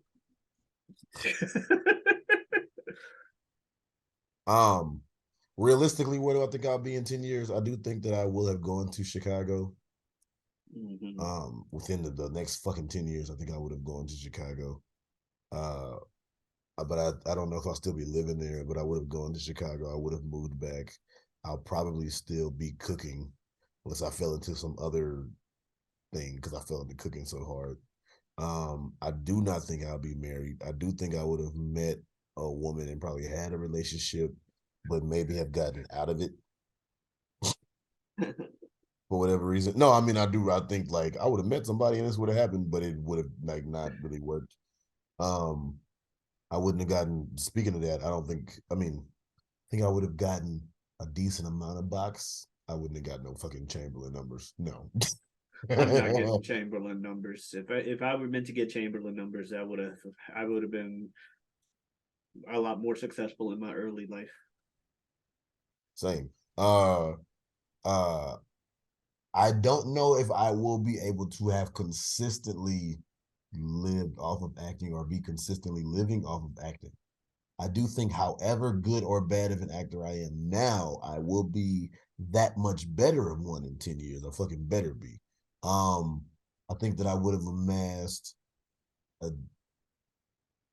probably really, really, really small, but some level of following rap wise if I decided to keep doing it. And like I said, I don't think I'll be able to be like, I can leave my 9 to 5 acting, but I think I would have got to a point where I was making more money with a show here and a show there than I am now, which is good because now I'm making more money, even though it's not even like a lot more money than what I was when I first started, which was none. So, like that's why I say like you can, you can aim to be all this like all this, I don't want to say fantastical, but you can aim to be all this grandiose, all this like huge crazy shit. But if you look at the slow and steady wins the race climb with a lot of shit, it's not so bad, sometimes it's like I want to be able to do this, and it's like you might not get there, but getting kind of close to that isn't so terrible. So I think that some of the stuff is not unattainable. But yeah, now as far as this podcast, I don't know. You think this will be here in 10 years? I don't think so. I don't. Not saying that, oh no, it's impossible. Fuck this podcast. The second I get some sniff of success, fuck this shit, I'm out. No, nothing like that. It's more, I can't say, because if it does pick up and catch off and take off, what reason will we have to stop?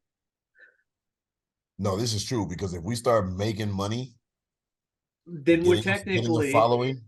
Why would we quit? And we're entertaining people and making money off of it. Thanks. And if we could do, let's say this becomes the day job.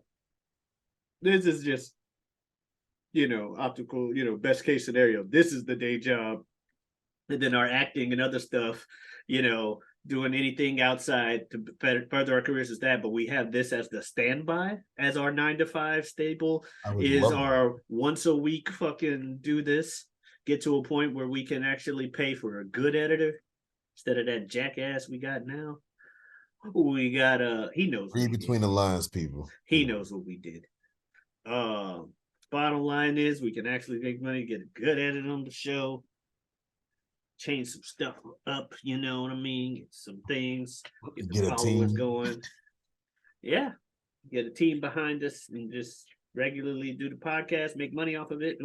If this becomes, like, optimistically, of course, if this becomes our fallback plan, That there's would no be reason for it amazing. to go away after 10 That would be years. amazing. Because I don't see, unless we just end up hating each other. But it's been over 20 years, Yeah, that ain't maybe gonna over 25 or around 25, damn near, since It's we've been over like started 25. knowing each other. But I'm saying it's been a long ass fucking time that we've known each other and we don't hate each other yet. It ain't So gonna happen. optimistically, it ain't gonna change anytime soon. I don't have any plans on it Yeah, it changing ain't in gonna that happen. regard. But that'd be the only reason I could see the show stopping despite having success. Yeah, yeah, yeah, yeah. I'm just saying, just 10 years But if it stays at the level decent it amount of is time. right now, nah, it's not lasting 10 years. You and I got too much other shit that we're gonna end up being because eventually, you know, the relationships are gonna come into play. Yeah, I don't know what your family plans are for the future. yeah, that's a good point. And regardless of plans, shit happens. What you trying to go on Wilt Quest, there's a chance that you get a lot more wrenches thrown in your plans. Same for me, if that was the case. It's the Double bang, downside to fucking is double bang. kids. That's the downside to fucking is that kids can happen. And no offense to anyone's kids out there, but I don't want any because, well, my life hasn't been able to go the way I want it right now. I do not need the anchor that is a child weighing it down further. And people are like, but kids are the best thing that could ever happen to you. They're a miracle. They really are. They are. Because regardless of how you feel, chemically something will pop into your head, or should, if your body's working right, where this is the best thing that happened to you now, and now your life is about the kid. And that's fine. You should be that way. Be a great parent. Uh, and if I have a kid, I'm sure I'm going to devote my life to them. But considering I barely got enough money to devote my life to me right now, I don't want to go even further to not being able to do that. Now, if I'm all like, if in the next few years some miracle happens and I'm like a multimillionaire with a wife and she's like, let's go for it, I might be like, okay, I'm a multimillionaire. I can afford a kid. Sure. But as a Right. regular ass dude, kids cost too fucking much Yeah, and take up too much of your time. And you can't really have any enjoyment that's not the kid involved because you can't just enjoy your life no more. I don't want it. But to each their own. no, that's fair because some people want kids, some people don't want kids. I used to. I I did used to not. want a son so I could make him better than me. I remember you used to say that shit. I remember hearing you say that a few times. I I did not get to the point where I thought that I would actually really, really want children until a few years ago, like maybe about 4 years ago, like age 29.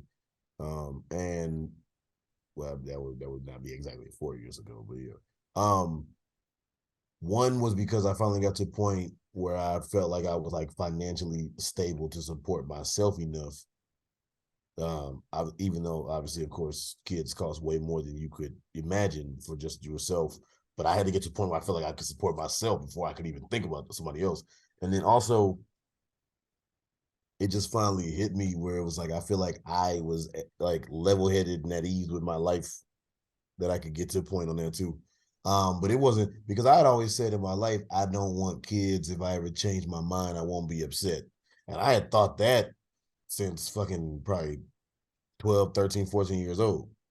And then it wasn't until, fucking over 10 years later that I was like, 15 years later, I was like, I think I might actually want children. But I mean, I don't know. I'm not actively pursuing it. And if it happens, it happens. If it doesn't, it doesn't.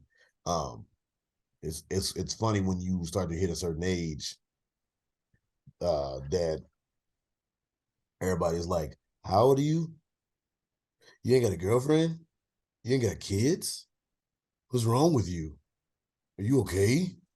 And they either think that you are closeted or fucking a weird. And Is it's that a thing? like, bro, maybe I just didn't want. I. It's not. It Is ain't. that a thing? I hadn't noticed. Right. I'm older than you, and I get those kind of things all the time where people are like, wait, you ain't got some no kids or nothing? Like, nope. Nor am I trying to raise anybody else's kids, which makes it even harder to get dating now. Because a lot of girls around my age have kids already. Well, I'm not. Yeah, that's the thing is I had to get to the point where I had to realize that well, shit. Once you hit about 25, damn near every woman you fucking with has probably got a child. It is what it is. 25? 25, 6, 7. Yeah. 27 at least. Probably got a child. Man, folks these days need to calm down. I was 21, 27 at least. Every woman has got like a child. Yes, most likely. Well, and let me not sound misogynistic by saying every woman, every person. Every person. I'm not speaking in absolutes either. Somebody misconstrued these fucking words. Once you hit 27, I'd say 25, but definitely 27, that is when people would start the percentage of people who have kids starts to increase. Please don't misconstrue my motherfucking words because that's how I meant it. So Not every you. woman is out here Oh, promiscuous ass. No. promiscuous girl with lots of kids. Um, I'm sorry, that's rude. yeah, man. No misogyny here. Suffice it to say, Women are superior, men are inferior. No misogyny here. No sexism. suffice it to say, at the end of the day, 100 episodes, we done did it. And within 2 years of doing this shit, we only missed like 4 episodes, 4 weeks, which is crazy, first of all. And even there, there ain't even that many. Right. Because even if it wasn't full episodes, we had a video damn near every week. I think we only missed, even this past Christmas, while we didn't have a lot of episodes, we still were able to do stuff like have a video drop on a Wednesday or two. I think there was only like 1 week where we didn't have anything at all. And then we had like My Whatever We Want, which was supposed to go up and it was ready. Mm-hmm. But there was just an issue with it. So it was ready, right? So we put another episode out that Friday, but it still came out the same week. That's why I was like, we only really missed 1 or 2 weeks in fucking 2 years of doing this shit. Yeah. But yeah, man, 100 episodes. TGHS as a Mr.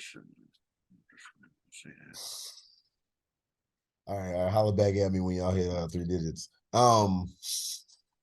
Yeah, TGHS. Holler back at us when you hit 3 digits. Again, you're talking shit on yourself and then defending yourself. But no. So 100 episodes in the can now. I would say the one thing, and I guess we could both do this. The one thing that I have probably learned from this podcast is I'm trying to think of something that's not cliched per se, and something that this podcast has specifically, the podcast has taught me. I would say this podcast has taught me that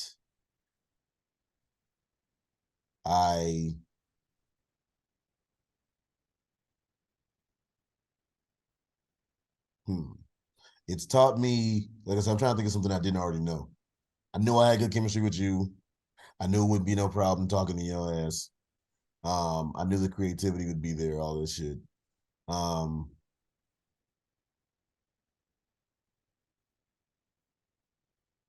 knew you got my back, so I can't even say that. A lot of times, like I would like get too busy with my schedule, and we both hit each other up. But I feel like you would hit me up a little more than I hit you up, and I'd be like, "Oh shit, I'm sorry." So, but I knew that.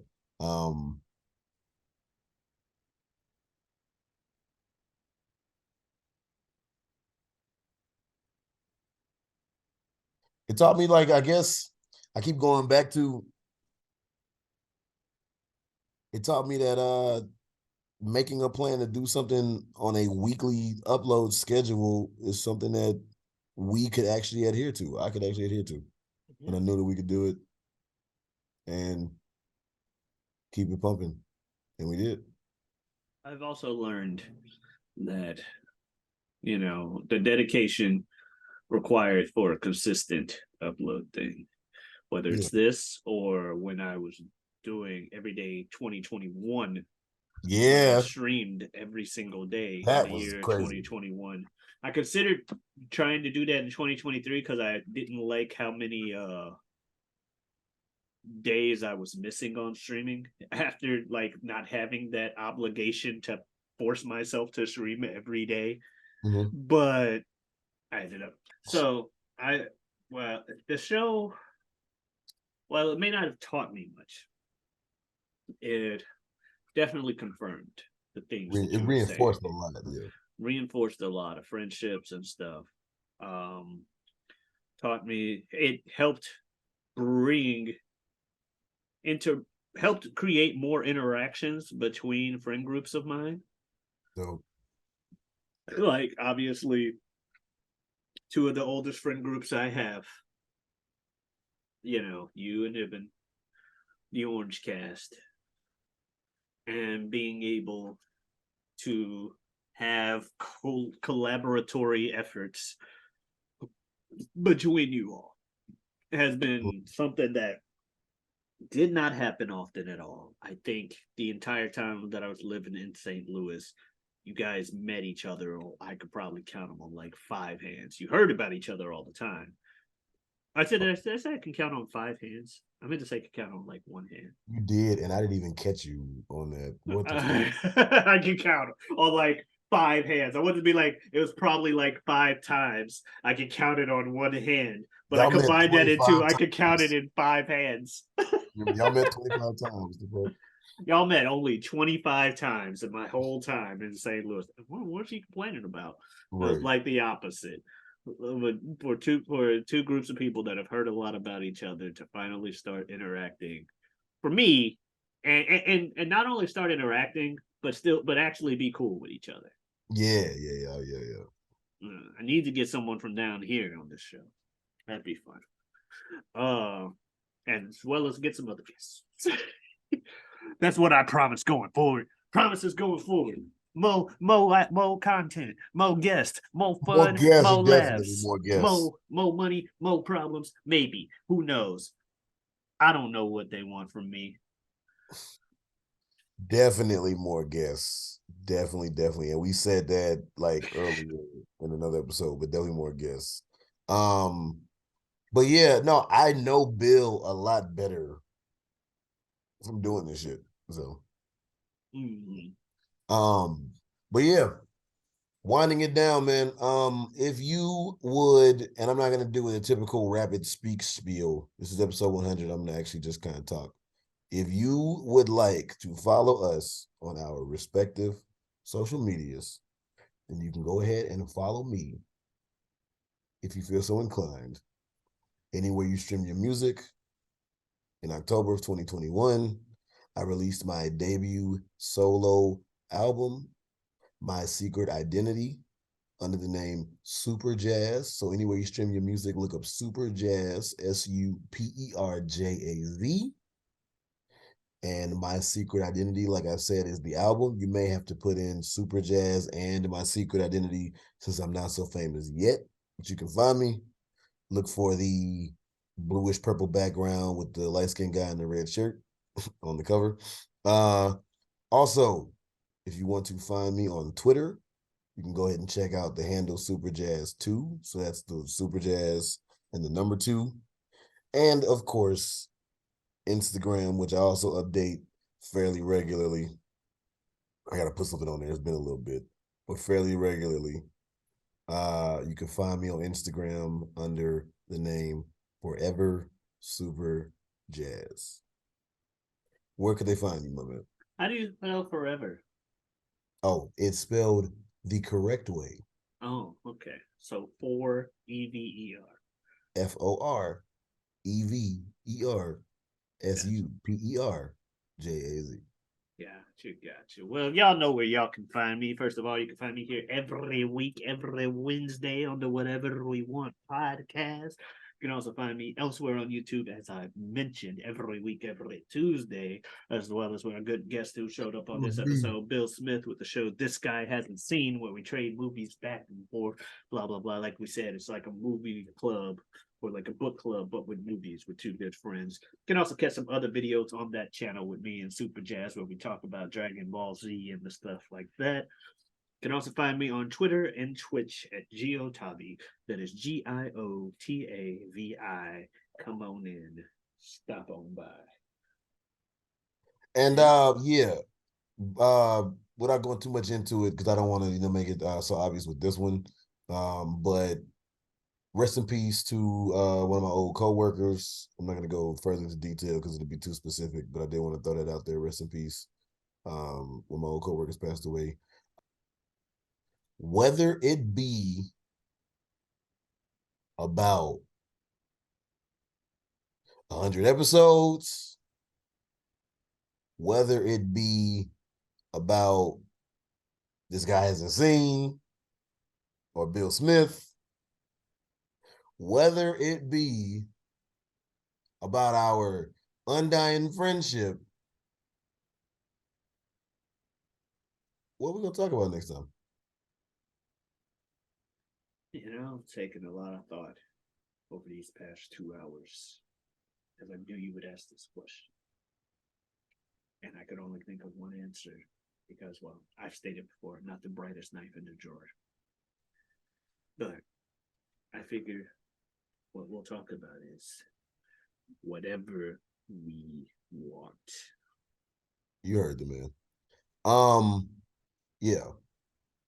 Be nice. Seriously, everybody. Be nice to yourself.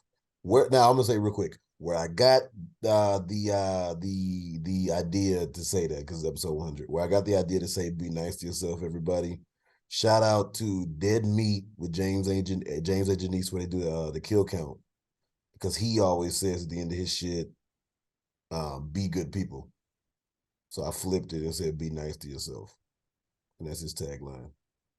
So shout out to them, little peel behind the curtain. But for real, man, we need that reminder. Be nice to yourself, everybody. 100 episodes, man. We don't have a lot of viewers, and we still don't give a fuck because we're still doing this because we see something in it. Love y'all. Adios.